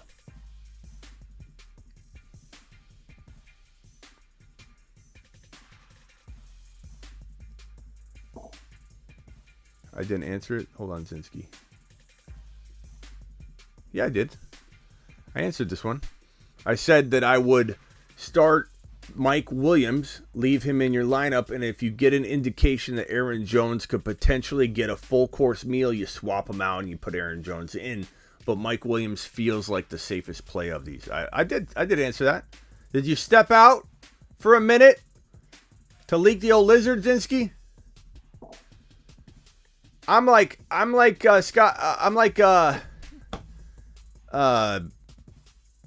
Scott Hansen. I don't take bathroom breaks. Got offered Nyheim Hines, Pittman for Aaron Jones and Eli Mitchell or Michelle. You got me all confused here. Elijah Michelle. I think that's Eli Mitchell, but it's got an E. Is that Sony Michelle or Elijah Mitchell? Lewis, let me answer it both ways for you. Nyheim Hines, Pittman for Aaron Jones and Elijah Mitchell and Higgins. Give me the Aaron Jones side by quite a bit. If you're telling me Eli Mitchell is also included, I like the Aaron Jones side even more.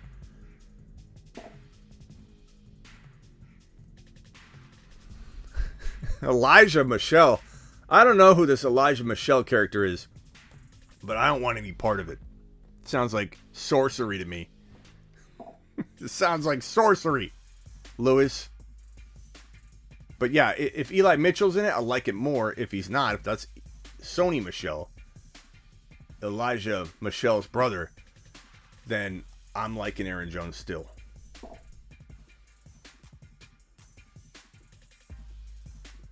Would you start Van over Cooks, Claypool, or Aaron Jones? I would start Aaron Jones if it looks like he's getting a full course meal.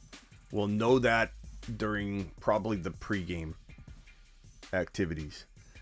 If you got to make a decision now, probably Cooks. I assume. What's Cooks been doing? To be honest with you, I don't even know what Cooks scored last outing. I feel like Cooks has been steady, but was quiet last week. Yeah, Cooks hasn't been that good, bro. 2 for 18. Week prior, 6 for 56. Week prior, 6 for 83 and a touchdown. It was good. Then 5 for 21. 9 for 89. Then 3 for 23.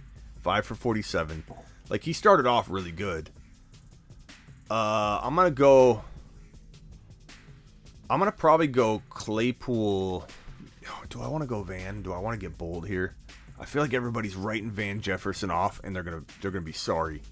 Like one game. Okay, Van Jefferson's supposed to blow up. Odell's coming in, but it's gonna be Van. Odell screwed everything up. The rhythm, everything. But Van Jefferson, last 4 games, 7 targets, 6 targets, 7 targets, 7 targets. Very, very solid targets. Aaron Jones, if he starts and gets a healthy dose, or I'm going with... Let me check one thing on Claypool real quick. I think I'm going Van. I think I'm going to go bold with Van Jefferson. Claypool, he had a good game, right? It was like 80 yards, something like that.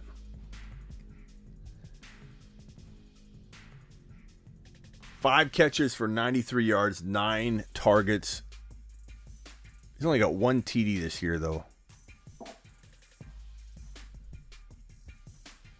Let me see. Claypool. He's got bad turf toe.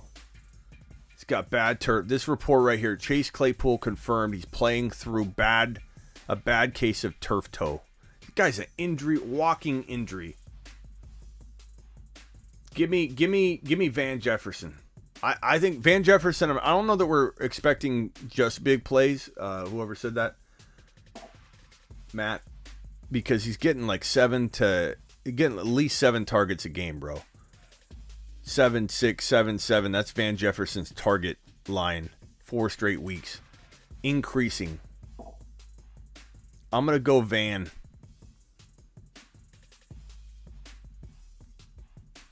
Van Jefferson is related to Van Morrison. Maybe he's related to Elijah Michelle. Did Lewis ever... What did Lewis say? Lewis said Najee and Elijah Mitchell. Let me pull up his super chat again. I don't remember seeing Najee in the trade. Lewis said got offered Najee Harris. Yeah, you guys gotta give you gotta give the names. Nyheim Hines, Najee Harris. Like I'm batting blind here. I'm batting blind when you say NH. I'm surprised some of you don't go, I'm trading H. And I've got to just guess that it's Harris, Lewis. I'm trading the guy for the other guy. It's like the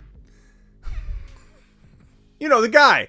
You know the thing. We're trading the guy. You know the guy. You know the drill. You know the thing. Trade the guy for the guy. All right, let's reevaluate this, Lewis. I hope you're taking your lap. I hope you've got your headphones in as you're taking your lap. Don't worry, I've taken a couple laps already today. Najee Harris and Pittman for Aaron Jones, Eli Mitchell, and Higgins.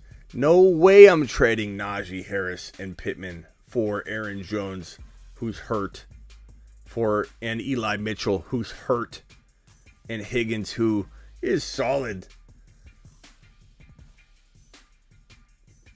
NH. W. What was it? What was in Breaking Bad? What was in the book? WW. Walt Whitman. Walter White. Would you trade WW? Walt Whitman.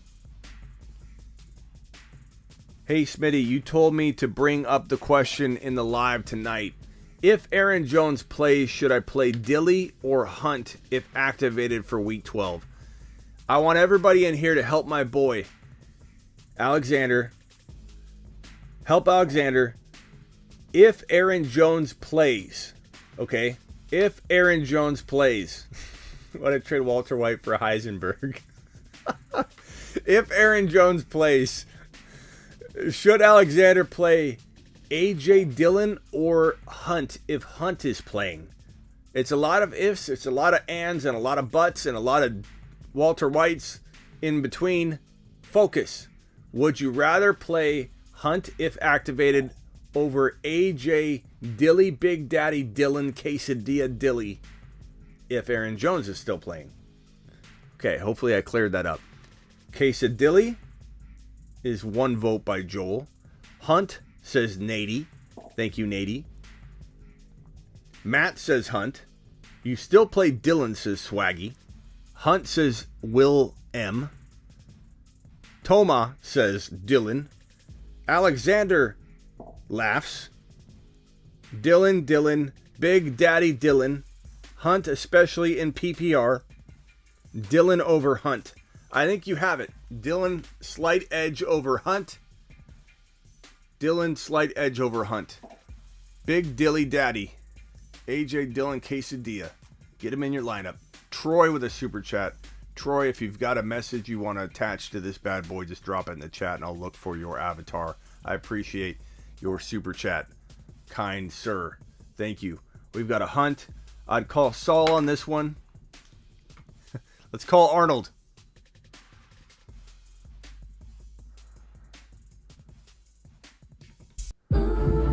And now, for the news.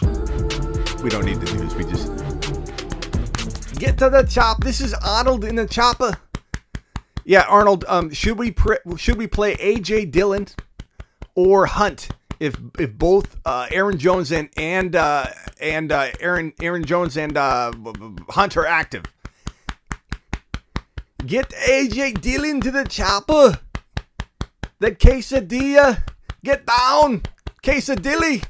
Do it. Do it now. Get him to the chopper. AJ Dillon. He's doing it. He's doing it now. He's doing it live. Quesadilla. Quesadilla. Miss Smitty. I feel so bad for him. Who would put up with me? Miss Smitty. Why? She's probably sitting there with her eyes open in bed. I built a studio literally on the other side of the wall. And she's probably sitting there in bed saying, why? Why? What did I see in said man that yells Arnold when he's on a live stream? He's screaming quesadilla. Quesadilla. Quesadilla. Hamp with the super chat. We need to call Arnold more often. In fact, that's a new thing. If you super chat that you want Arnold to answer your question, Arnold will answer your question. Or Mike Tyson. Or potentially Barack Obama. Or potentially Sean Connery. Or potentially Walter White. Or potentially George W. Bush. Those are the people that I have on standby to answer your super chats if you so choose to super chat and ask that you request that individual to respond. Troy or Hamp 620. Should I trade Chubb and Ayuk for Cook? Chubb and Ayuk for Cook. I have Madison on the bench. I probably would. I like Chubb and Ayuk, but I like Cook a little more. You could have the best of both worlds. Walt Whitman to answer. Now, I don't have a Walt Whitman on standby, but I do have those individuals that I named. I have Madison on the bench. Yeah, I'm doing that. I'm doing that trade, Hamp. I'm doing it. Troy, did you have a super chat, Troy? I saw your super chat, but I don't see a question from you. Oh, here it is. Troy. Meant to attach this, Smitty. How do you feel about my wide receivers going down the stretch? DK, Chase, Hollywood Brown, and Mike Williams. I love them. I think Mike Williams is underrated. I think Hollywood Brown, just needs to get healthy, but he's been great all year. Jamar Chase and DK. I think Jamar Chase is a quiet top 5 wide receiver going forward. I wouldn't even sell him because he wouldn't sell him enough for my liking. And I think DK's got that top 4 to 7 wide receiver upside. You don't know if you're getting the 7 guy or the 4 guy, but he's going to be back and forth between those value ranges. So I really, really like that. The Dillinator is going to go hard.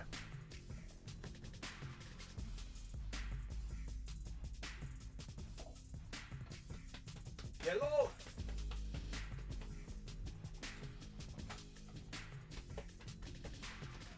The Dillinator is going to go hard. Get down. Dylan, do it.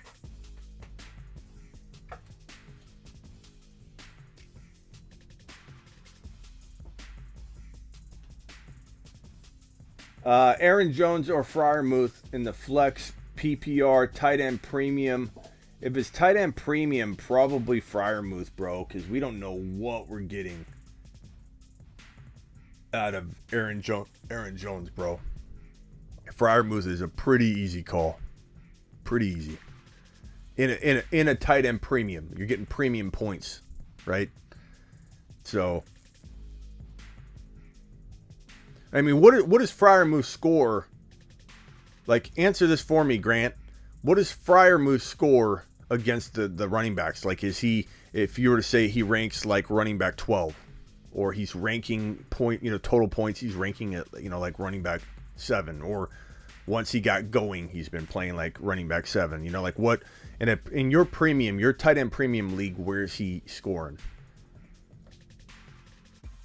There once was a man from Nantucket. Is Renfrow a solid wide receiver 2? I think he can play that way, but you want to make him your wide receiver 3. I wouldn't count on wide receiver 2 numbers. He could be up and down.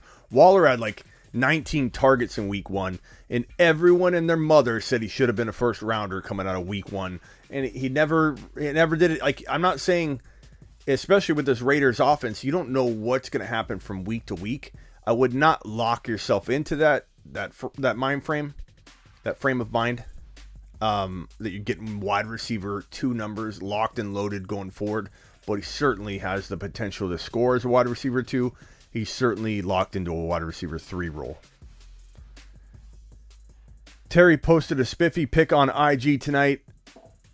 Maybe he's on a date. Did he? Let's see. Terry.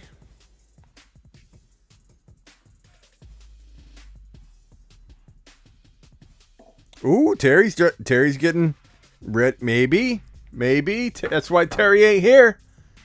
Atta boy, Terry. Renfrow turning into a slick Jordy Nelson, slowly but headed there. I agree. I think he looks pretty good right now, but he's a wide receiver 3 with potential for more, of course. How long does it take for Rodgers COVID toe, LOL? Oh, the toe. Let's look up Rodgers just to see how he's doing. I'm pretty sure I know he's having fun with the media this year. His toe will play week 12. We're hoping he'd be able to get some reps in today, but it just wasn't the case. LaFleur added on Rodgers' status. He didn't participate, but he was out there relaying the calls to Jordan Love. Getting that practice is just to say, yeah, he'll be fine. And A-Rod's the kind of quarterback, Mark, you know this, that it doesn't matter. Like, he could sit out the entire week, come in and just gunsling. I think being out that 1 week and then coming back exhausted from the pandemic, like he was tired. That's different than like sitting out because of the toe and then being, sitting out all week and then coming in and dropping fire. So I have no problems. I have no concerns about A-Rod, even if he's missing time. What's up, media? You've been up since 5 a.m. Why, media? Eating too many brownies? What's going on, buddy?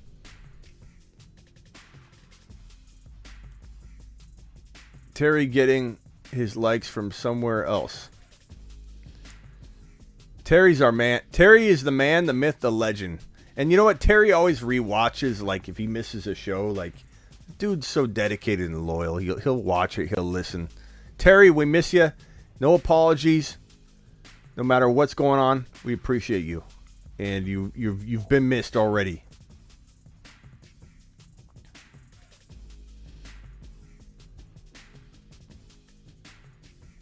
Media, you got some fans in here, bro. 49er Faithful says, hey, media. No was with the boys. Well, media, get some sleep, bro. Matt says Terry's the GOAT. Rodgers or Hurts this week. I'd probably go Jalen Hurts, bro. But, I mean, you can't. Both those are good options. Joel says hit the like button for Terry. Pollard owners. JR celebrating. He wants Pollard in there. All right, let's hit the voicemails. Media, leave a voicemail. It's voicemail time. Drop a voicemail at the Fantasy Football Show on the gram. Tell your grandma. He'll punch you in the throat. All right, here we go. Voicemail time. Voicemail time.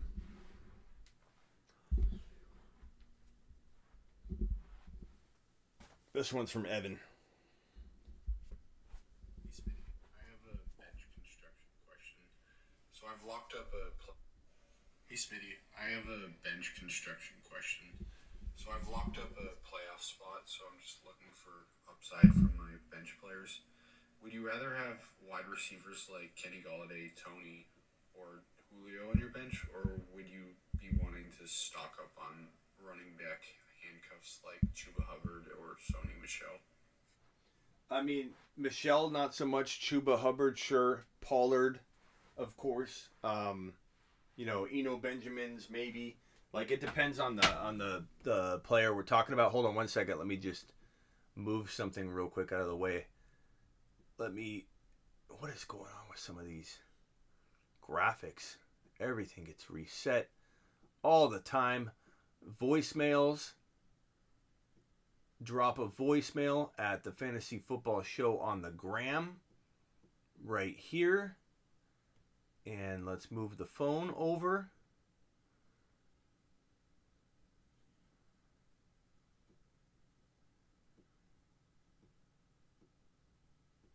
Okay, there we go. So to answer your question, it just depends on the player, bro. It just depends on the player. Hope that answered your question. Here's another voice message. We need some music.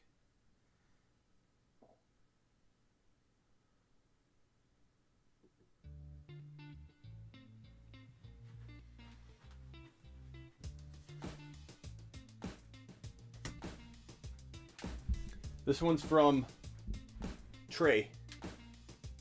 What's up, Smitty? I'm starting a San Francisco double stack. You feel what I'm saying?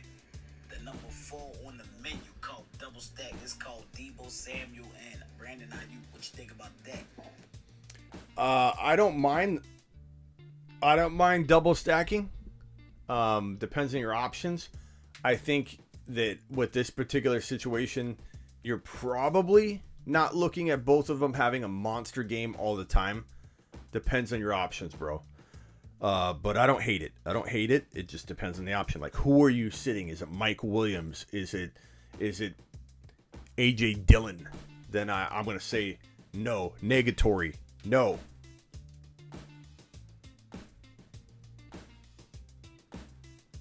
Okay.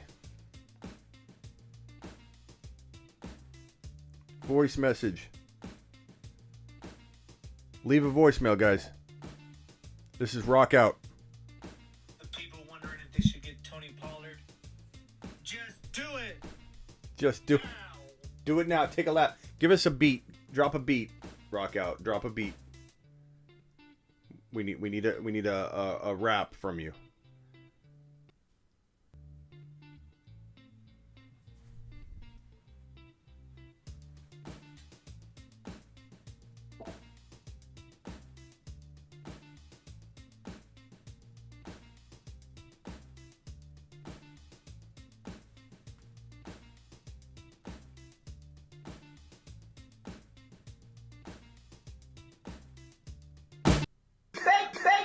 Baked in, boys!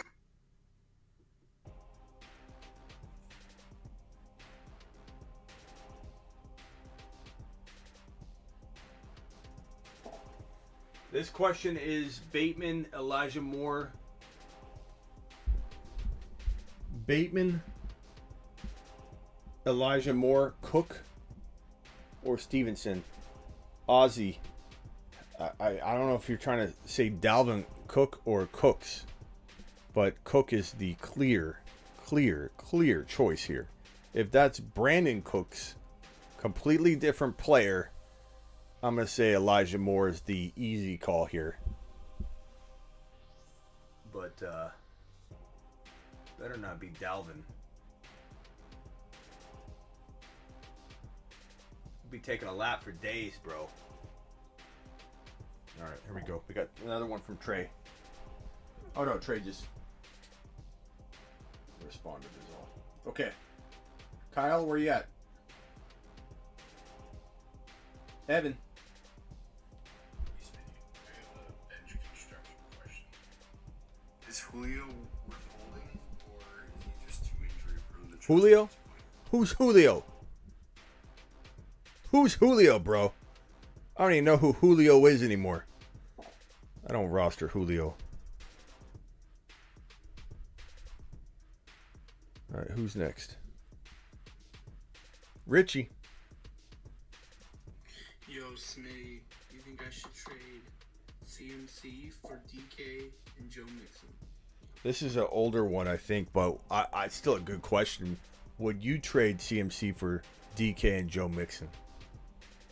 I mean, if you needed two players, I could imagine worse, but I'd probably keep CMC. If you can't afford the bye week,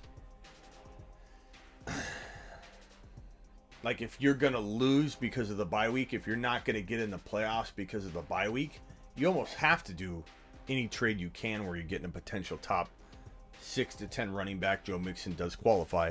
A top 6 to 10 wide receiver, DK does qualify. Are you not getting potentially enough? I would try and get more. I'd try and get more.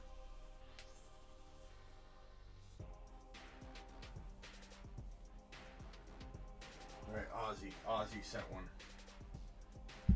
All right, Ozzy, I'm looking.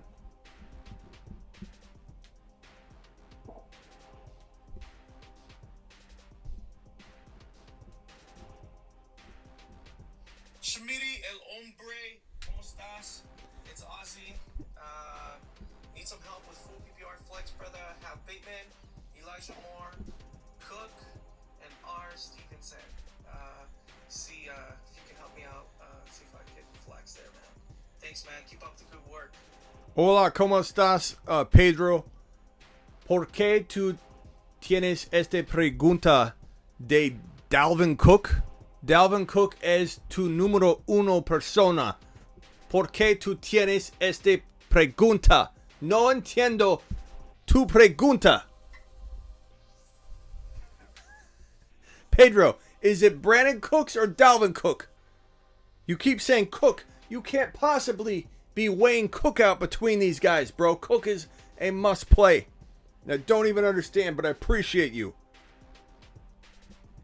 Traded CEH, DK Metcalf, and Brandon Cooks for Kelsey. Hold on. I gotta. DK Metcalf and Brandon Cook traded CEH, DK Metcalf. and Brandon Cooks for Kelsey and AJ Dillon. Traded CEH, DK Metcalf, and Brandon Cooks. That's a tough one because Brandon Cooks, I don't really care too much about, but he's a decent add-in. CEH and DK over just Kelsey if Dillon doesn't work out more than one game. I mean, Dillon will still get flex work no matter what, but if Aaron Jones comes back, and we expect him to come back after the bye week at least, it's a running back one rental with the potential of being a win-a-league guy if he gets in there, but I don't know that I'm giving up CEH and DK in that scenario. Take a lapo. En español.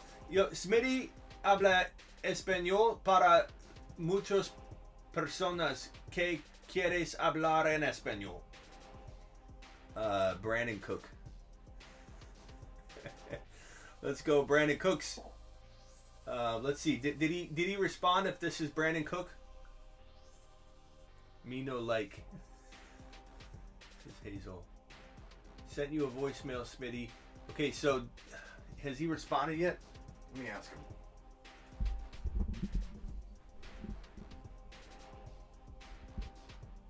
Is it Dalvin Cook or Brandon Cooks? That's what we're trying to figure out. In case my Spanish wasn't up to par. Like the Moore side, I have DK Godwin. I'm off DK Wilson.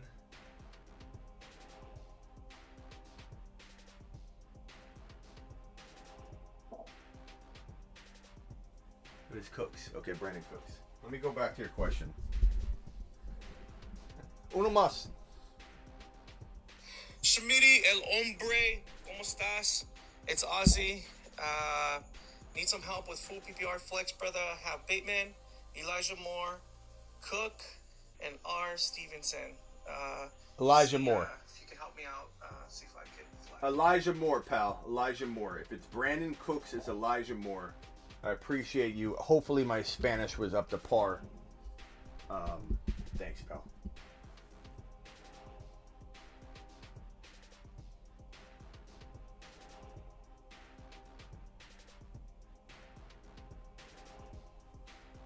Julio Jones. Look, poor Evan. Is Julio worth holding, or is he just too injury prone to trust at this point? Is Julio worth owning, or is he just too injury prone? Then I said, I don't even know who Julio is anymore. Julio Jones. he answers. I meant that sarcastically, meaning Julio Jones. Who's Julio? Cut him. Sorry, Evan. Didn't mean to throw a curveball your way. Trey. Hey, another thing, Smitty. I want you to tell the people it's time for the Tony Pollard fantasy owners to get hype right now. It's our time, baby. This is our time. It's our time. It's Tony Pollard time. We can't get too excited yet because we don't for sure know that he's getting injected into the lineup just yet. They may sit Zeke. Zeke may say, no, I'm not sitting down. I'm going to continue to eat. We don't really know for sure. But if, in fact, it becomes official... Why is my fire not on? If it becomes official, then and only then will we break out the champagne, Trey. But we will break it out, young man. Smitty is Brandon Cook, Smitty. If it would have been Dalvin, brother, I would have won the league already, bro. Nah, thank you, man. Sorry about that. I'll make sure to add the name in front of that. It's for Brandon Cooks, brother. Let's do it. Vámonos, take a lap, buddy. Well, I appreciate it. It wasn't the name, it was that you put Cook instead of Cooks. So that's how I can determine if it's Brandon Cooks or Dalvin Cook. I appreciate you. Go with Elijah Moore. Elijah Moore's been balling for you. I think you need to trust in him at this point. I mean, he's been like one of the hottest wide receivers in the NFL over the last 3 weeks. So Elijah Moore. I like Stevenson. I like the other options you got, but Elijah Moore is a pretty easy call. Thank you. Appreciate you. Hopefully my Espanol was up to par, so I don't take a El Lapo.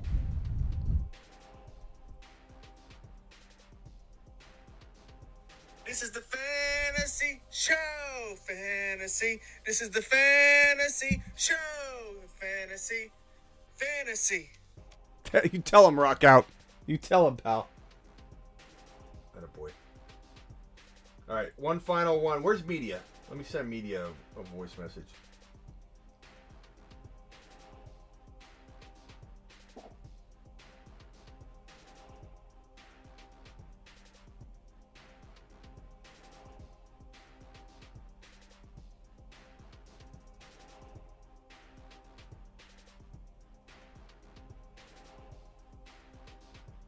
Yo, media, we need an update on Elijah Mitchell, his finger. What's the likelihood that Jeff Wilson's going to start? How's Jeff Wilson look? What's the word in San Francisco town?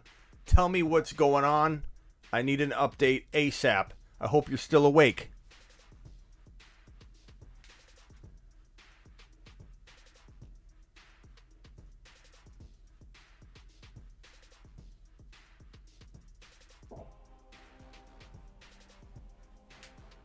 I think he's recharging his batteries.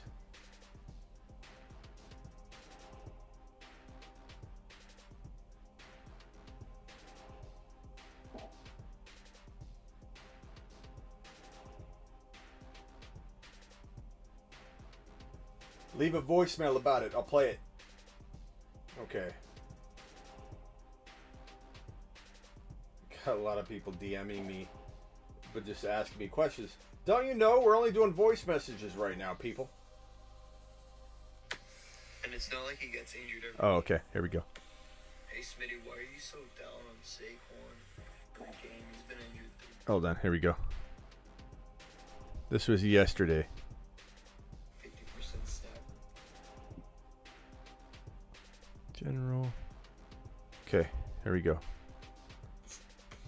Hey, Smitty, why are you so down on Saquon? he showed he has a good floor last week, won like a 50% snap rate and stuff like that. And he showed glimpses earlier what he can do. I just feel like it's worth holding him. You're not getting much from him at this point. Injured. And it's not like he gets injured every game. He's been injured 3 times, and one of them was like him stepping on someone's ankle. So the question is, why am I so down on Saquon? Well, Jamari, we are entering week 12. We are entering week 12. We really haven't seen him at all. So I think if anybody got some splaining to do, it would be you, and I'll turn the tables on you. And I'm not trying to go at you on this. I'm just merely, shooting it back at you. Like, you tell me why are you so excited about Saquon?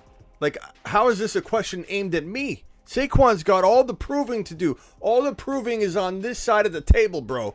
All of it. I got nothing I need to explain about Saquon Barkley. He is not delivered. Plain and simple. We're entering week 12. He's questionable. May sit again. When's his bye week? When's Saquon's bye week? Barkley.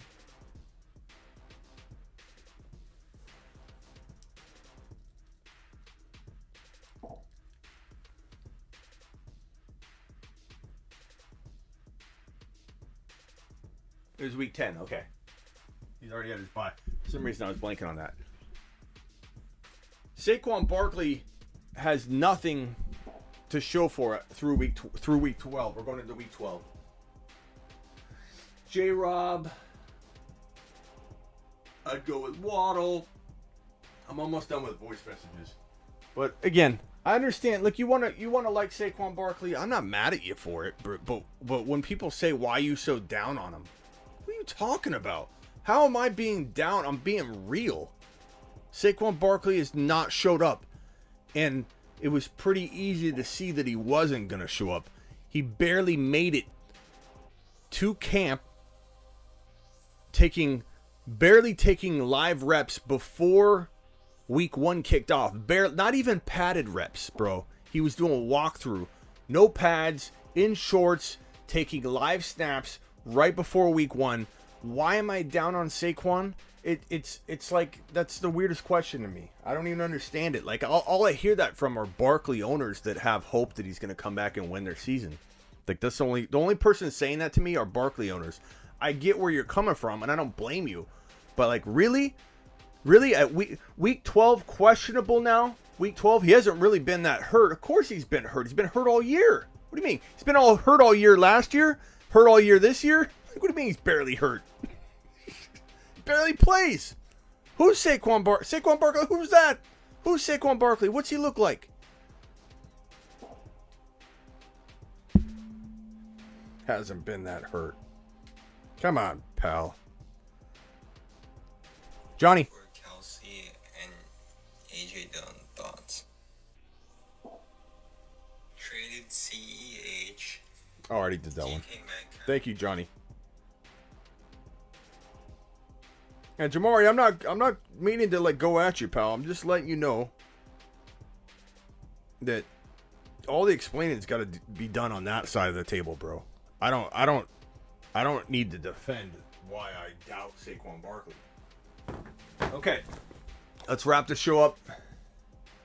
Speed round. Speed round. Let's go. Short questions. I'm not answering anything long. Try and keep it to like one sentence.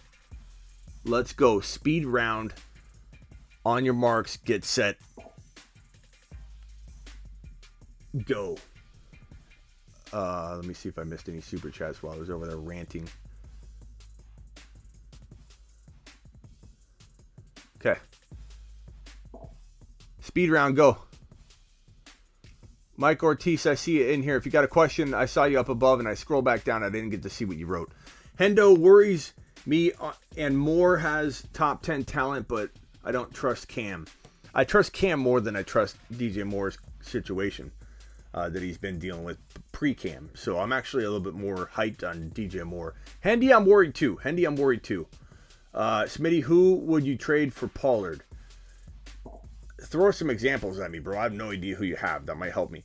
CMC running back 4 says Joel, and thoughts on Pollard going forward. I like Pollard a lot, but he's still right now a win-a-league stash player. We have no clear indication or locked-in information that says that Pollard's starting X number of games. We don't fully know yet. So let's be excited, but let's also dial back and curb our expectation and curb our enthusiasm because we don't know what's going on yet.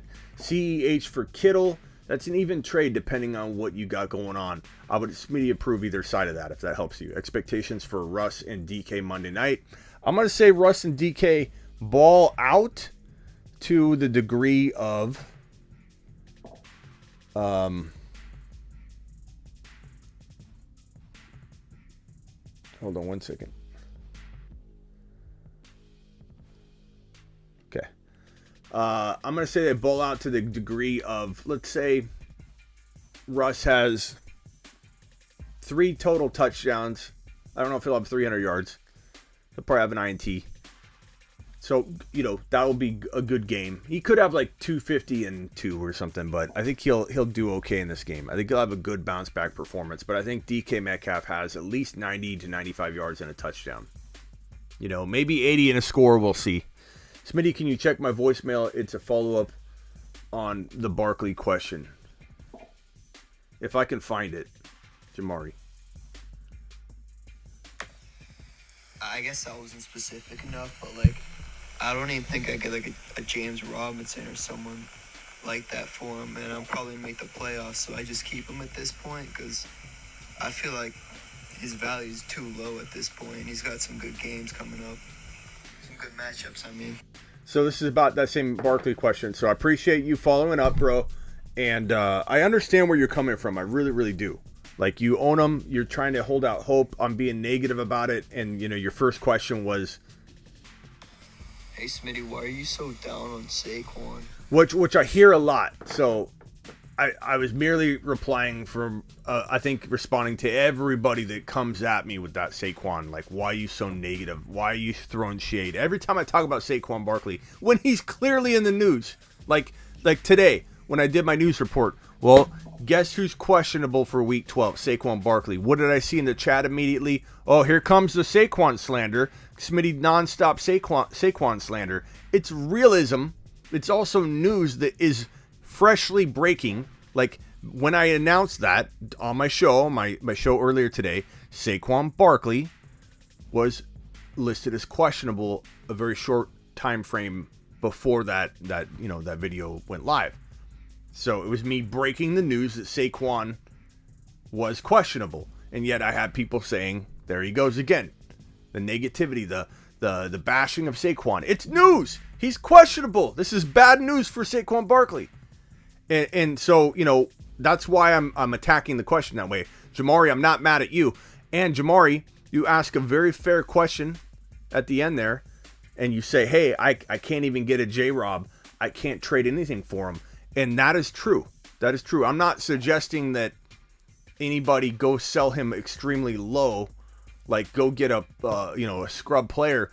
But might a cross position trade help you more than having no Barkley in your lineup? Like, he does have some potential good matchups coming up. I'm not saying sell him dirt cheap, but if you could convince somebody that needs a running back so bad they're willing to take the chance on a Saquon Barkley, maybe surprising everybody and doing a lot of what you think he could do, would you be that off by trading Saquon for Jamar Chase right now? I would take Jamar Chase in a heartbeat. Have you tried cross position, Jamari? I would try a cross position trade. Go after Jamar Chase straight up if you can weather that. And then boom, you have a player that's outscoring Saquon. And if Saquon comes back and does something decent for a couple games and looks okay the rest, and he has a mediocre 12 to 13 or 11 to 13 running back finish, you're not going to lose any sleep because you got a guy in Jamar Chase that can finish as a top 4 to 7 wide receiver at his position. It could be top 4 to 7. You're going to get someone to make a mistake or be more aggressive in trading a player away low and buying a player too high in Saquon when they need a running back. So you have an advantage here. If you try going running back for running back shopping, you're right. You might not get anything. But if you take a bold stance, you put in a guy like Javonte Williams into your running back spot and you go, I'm going to let it ride. Miles Sanders, plug him into your running back spot. I'm going to let it ride. You're starting Connor and Javonte. It sucks, bro. Like, I understand you don't like starting those kinds of running backs and not having a Barkley or a big name in your running back spot. But at least you got Jamar Chase in there if you make a Jamar Chase trade. Trade for a CeeDee Lamb. I'd take CeeDee Lamb or Jamar Chase straight up for Saquon Barkley. I would take CeeDee Lamb or Jamar Chase straight up for Zeke Elliott right now. I would trade Zeke Elliott and Barkley for Lamb or for Jamar Chase in a heartbeat in a 1-for-1 swap. Either running back for either wide receiver. Like that, without even thinking, without hesitation. And if I'm wrong about Barkley, who cares? You have Lamb or you have, better yet, Jamar Chase. Who cares? If Saquon does what you think he's going to potentially do, it's an even trade. If Saquon doesn't deliver, you crush the other owner because you went across position and made a smart move. Back to speed round. Hit that like button, please. Hit that like button. Appreciate all of you in here. And back to speed round. Is Hopkins a buy low or stay away with the injury? Hopkins is a 100% buy low because his value is so low, and he's coming back from a bye week next week. Probably, I would guess, probably healthy. We don't know for sure. You are buying at a little bit of a level of risk because maybe he isn't. Maybe he suffered a setback, and like I said at the beginning of the show, news reports are garbage, and maybe we have no idea what kind of injury Saquon's dealing with now, and he suffered some kind of setback or additional injury or whatever. Compensation caused him to get hurt another way. We don't know. But I would most certainly buy Saquon not at the levels people paid on draft day, at the new value. Did I say Saquon? The Hopkins. Buy Hopkins at a low value, the new DeAndre Hopkins trade value or draft value, if you want to equate trade value to draft value. If you drafted Saquon, I keep saying Saquon. If you drafted Hopkins today, you wouldn't draft him anywhere near the top 3 rounds. That's a steal in terms of trade value. So, am I buying Hopkins outside of the 3rd round? Like, probably way outside of the 3rd round? You bet. Mike Ortiz says 16 more likes. Guys, it helps the channel more than I can explain when you punch the thumbs up. We're almost at 10K. Subscribe if you're new. Punch the thumbs up if you're in here. If you've enjoyed the show at all, I'm asking you to just punch that thumbs up. Drop a comment when the video is over. I try and respond to everybody the first 12 to 24 hours that a video drops. Is Hunt playing this week? We think he is, yes. Is Diggs a sell high with a bad schedule? It depends what sell high means. Would I sell anybody high? Absolutely. But would I trade Diggs at fair market value? No, I'd sell him high. He's doing well. He's scoring touchdowns. The yardage will probably get there. Josh Allen's up and down, but we know what Josh Allen's capable of, and he can bounce back and be strong the rest of the way. Josh Allen helped people single-handedly win last year in the playoffs. Diggs is matchup proof, says Swaggy. I love Diggs, and Diggs has not had the year he should have had. Like, he could still finish really, really strong, and I'm really on board the Stephon Diggs train. Go forward. Week 12 on.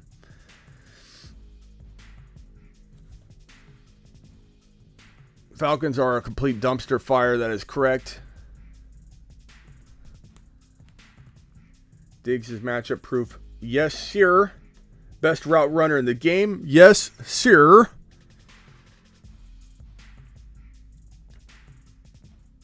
Best route runner in the game. All right, guys. 120 for you're always working hard and late for you.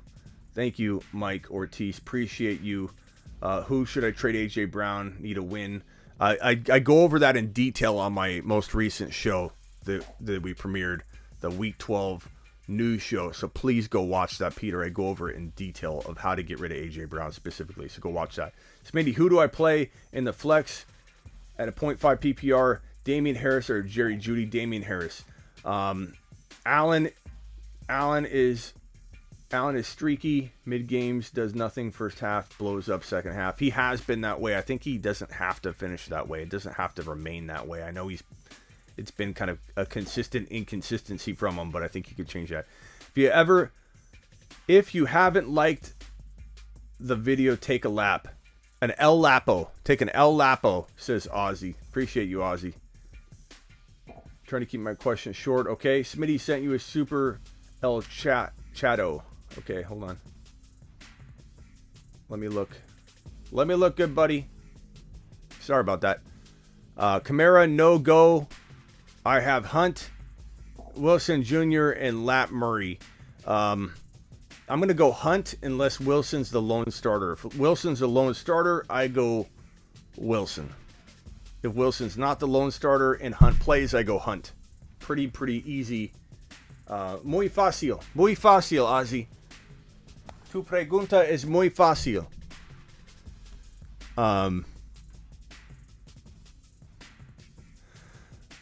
Other backs are Gibson, Pollard, Javonte Hurt. I don't know what that... Hey, Smitty, loving the show, brother. Thoughts on A.J. Dillon rest of season? Other backs are Gibson, Pollard, Javonte, Hunt. I mean, we don't know A.J. Dillon rest of season, bro. Like, it depends on Aaron Jones. Aaron Jones probably is not out for the long term, bro. He's probably maybe going to sit this game. Maybe he's going to play. If he sat out the whole year, he'd be a top 6 to 10 running back, maybe top 5 running back. And he should be a top 5 running back this week if Aaron Jones sits. If Aaron Jones doesn't sit, will he play a lot? If he doesn't play a lot, Aaron Jones or A.J. Dillon, Big Dilly, Captain Dilly, Captain Quesadilla. That's it. That's the new name, Captain Quesadilla. I like that. That's better than all of them. I'm sorry.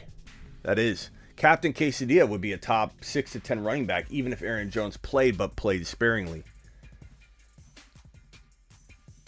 Love the show. The show loves you, Johnny. The show loves you. You know who also loves you is Captain Quesadilla. Mike Williams or Darrell Henderson in standard. Probably Darrell Henderson, but I do like Mike. Trade Zeke and A.J. Brown for Tyreek and Swift. In a heartbeat, I'd take Swift and Tyreek, even banged up. Ayuk or Mike Williams. Give me Mike Williams. Mike Williams or Darrell Henderson. I think I already answered that. Give me Darrell Henderson, but it's very close. Good luck with that one, Zach. Captain Quesadilla. Captain Quesadilla, as they say on Meet the Parents, man. Quesadilla. Quesadilla. Captain Quesadilla, as Dad would say. Trade Zeke and A.J. Brown for Tyreek and Swift. Tyreek and Swift, pal. Tyreek and Swift, pal. Punch it. Do it live. We've been live for 2.5 hours. Got to be out of your minds. Got to be out of your minds. Punch the thumbs up. If your boy Smitty's done anything for you, he's been live for 2.5 hours. Doing it live. Punch the thumbs up. That's all I'm asking. And I am asking for a little favor after. You go you go to Smitty1 and click on either Prize Picks or on Underdog Fantasy. Click on either of those bad boys. Get a free 30-minute phone call from me. Go to smitty1.com and click on either Prize Picks or Underdog Fantasy. Use the promo code Smitty if you go there on your own. Play either DFS format for week number 12 or on. And if you haven't done so yet, this is a new deposit for you, new account. You will be getting a 30-minute phone call from me. Just DM me on Instagram. Show me proof that you did it. Also comment. The video is going to start off with 0 comments once I end the live stream. Not the live chat, the comment section. And I respond to everybody within the first 12 to 24 hours. It might take me tomorrow to get through them all. But comment. I mean, if I missed your question in here, I didn't do it on purpose. They're literally... I don't know how many questions we've had so far. I can try to find that information. I forget where it shows up on my stream here. I closed the window, I think, but I think we have between 1,900 and 3,400 comments per 2-hour live stream. So we're probably in the 3,000 to 4,000 range right now. That is a lot of comments. I can't get to everything. That's why you need to take advantage of my comments being zeroed out when the video posts for the first time. I hit end. Minutes later, it's available on my YouTube channel to replay or to rewatch the replay of the show with 0 comments on it. And you can ask me a question and I will get back to you. That's how I roll.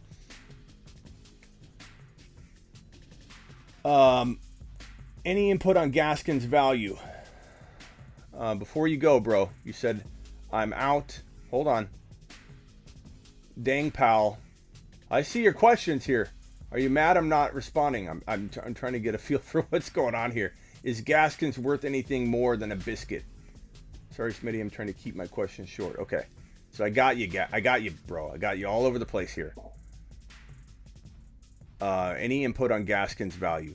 Gaskins a running back 3 flex play, bro. Okay? That's where Gaskins is right now. Are you still here? Am I talking to nobody?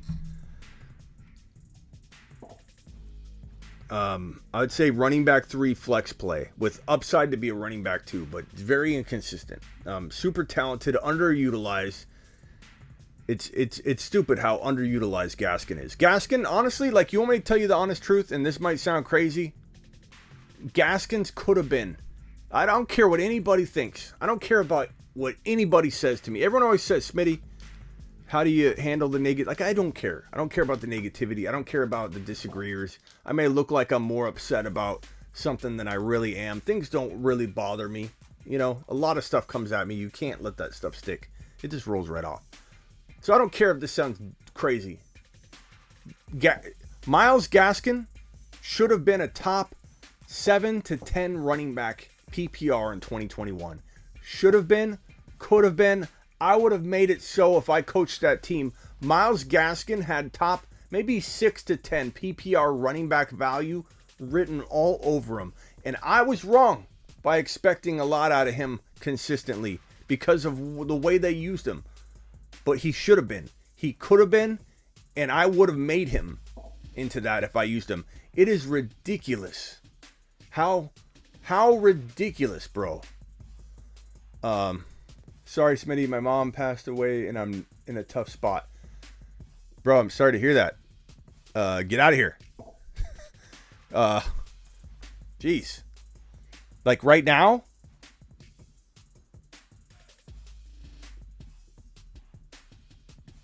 Don't worry about the show, bro.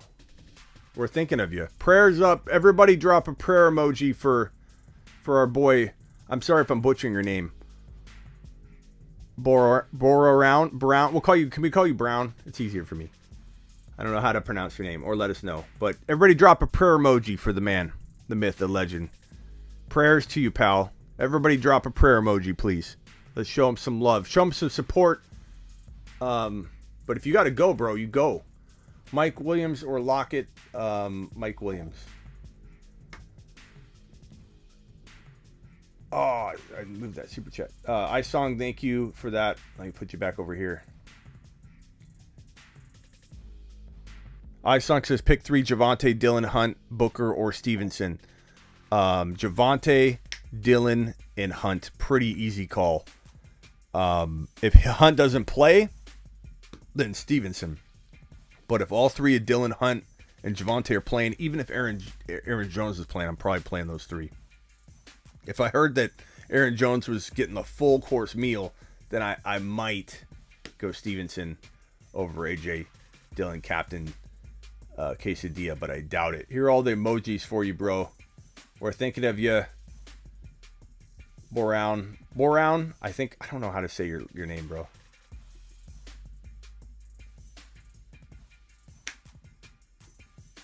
We'll call you Aaron. I'll try to remember that, but it's not in your title there, so I probably won't remember that you're Aaron, but sorry about that. First Thanksgiving, I feel you. Smitty Gaskin is the number 15 in carries and number 5 in targets. He has not been underutilized. In no word is Gaskin a top 8 running back. I'm taking Edmonds before Gaskin all day. Dolphins will replace him next year. I'm not saying he has been, bro. That's my whole point. He hasn't been utilized properly. And just because you have enough volume doesn't mean it's good volume. Doesn't mean it's good carries. Doesn't mean you're utilized in good ways, bro. He's been misused, I guess is the better way to put it. And I'm not saying is Gaskins a top 8. In no world is Gaskins a top 8 running back. That's exactly what I just said. That he hasn't been used properly to be in the top 6 to 10, bro. I said he should have been. He could have been. I would have made him that way, 49er. He's not. He's been inconsistent garbage. He's been good 1 game, bad 3 games. Good 1 game, bad 2 games. Good 2 games, bad 3 games. He's been up and down. And yeah, he is ranking decently because of that PPR, because of the catches, but he's been completely inefficient, not used enough at all, and it's a travesty. In a what world would he live as a top 8 running back? In my world, but we're not in my world. We're in the NFL's world. We're in the Miami Dolphins world where they completely just sabotage his fantasy value. Like, imagine if he was efficient. Imagine what kind of points Gaskin would be putting up if they used him right. I love Gaskin. I love Gaskin.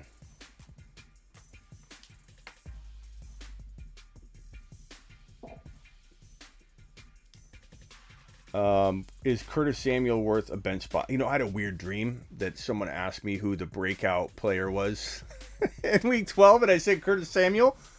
This is funny. It's coming back to me right now. I didn't remember it until you just said that. I had a dream last night. Someone said, who's the breakout running back? I said Curtis Samuel, but I didn't mean to.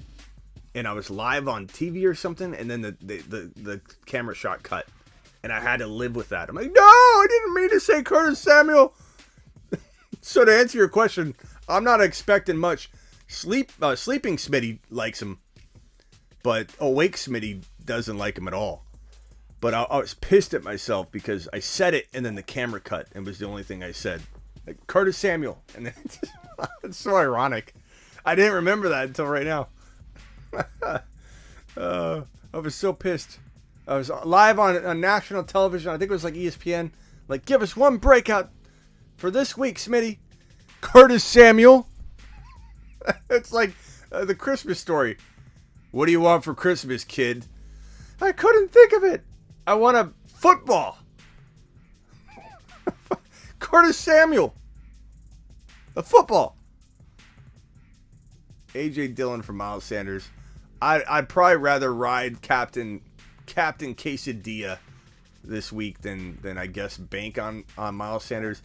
It's a safe trade, I guess, to go get Miles Sanders, but I mean, not really safe. It's an okay trade, but I'd rather ride the potential that is AJ Dillon. I don't know. I could be crazy. Smitty, what caliber receiver could I get for Chubb? The best.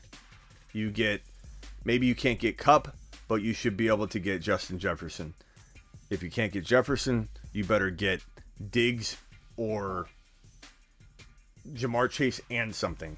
Like, Chubb should get you that. Because think about it, in a draft, Chubb's going top 10, top 12.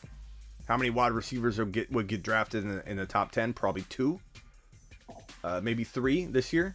I think this year we're going to have 3 or 4 wide receivers in the top 12. I think people are done with running back for right now. It's a cycle. Everything's a cycle. But 1 wide receiver, maybe 2 went in the first round last year. Not in 2022. 2022 will be the year of the wide receiver bouncing back. I'm going to get everybody on the train of going wide receiver if you've got a low second round pick.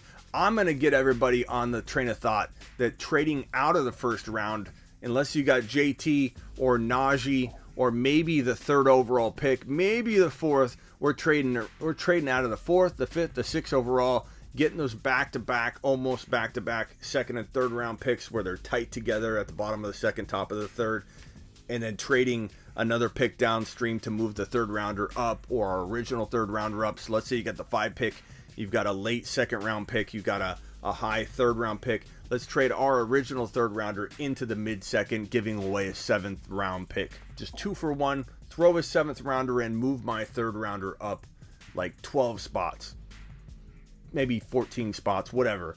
I'll do that all day long. I want 4 second-round picks and no first-round pick in 2022.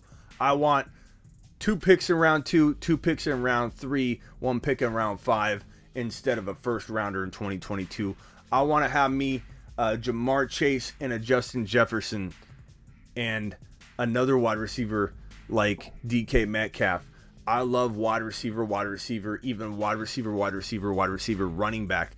Give me a Monty and a player, maybe a rookie running back as my running back duo. I'm going to go heavy wide receiver. This is my early plan. I could change as we mock draft. Mock drafting definitely dictates and shapes how you want to attack fantasy football the upcoming season. Mock drafting is needed to kind of cultivate your own thinking and the approach you want to take. But I'm really feeling like wide receiver, or at least going wide receiver, running back, or whatever. Wide receiver, running back, quarterback if you're not trading at all. But I think that might be the approach. But I'm personally going to try and compile as many second-round picks as I can. I want 4 or 5 picks in the second round, even if I'm sacrificing a boatload of depth later, giving up my first rounder with the boatload of depth to get 4, preferably 5 second-round picks. And if you think it's not possible, I will show you how to get 5 second-round picks in my draft pick trading update video that I will film very early on, probably January, maybe late December for a January 1. SleeperU.com. At SleeperU.com, I've got all my video courses lined up. January 1, I'm dropping it. We're going to have how do you get 4 or 5 second-round picks doing draft pick trading. SleeperU.com. My video courses. Make sure you got your lifetime membership to SleeperU.com. Anybody gets a lifetime membership, free text advice for the remainder of this year, free text advice for 2022, and a 1-hour draft call where I'll draft with you. All you have to do is buy that $199 lifetime membership. Never pay for rankings or articles or any player spotlights or content or trade calculators ever again. And all you gotta do is, if you want the one-on-one advice each year, you can get the free email advice that comes with the $199 package and never pay for email advice again, or upgrade it for a simple $20 a year, which I'm giving it to you for free in 2021 and 2022. All right, guys, I'm out of here. Appreciate all you. Leave a comment, leave a like on your way out the door, leave a comment. Everything's starting off at 0 comments. I'll answer your questions. I'll spend today and tomorrow doing that. Appreciate all of you. 2 hours and 32 minutes in the books. I appreciate every one of you. Have a great Thanksgiving. Yeah, that's it. Later, everybody. Peace out. Thank you for the super chats. Rock out, all of you guys. You guys are the best. Barlow, guys, thank you for the super chats. Thank you for the support. We'll see you tomorrow, midnight Eastern. I'm live again every Friday and Saturday. I'm live midnight Eastern for 1 to 2, obviously 2.5 hours tonight. And I'm live every Tuesday and Thursday from 5 p.m. to 7 p.m. Eastern. So see you tomorrow at midnight. Later.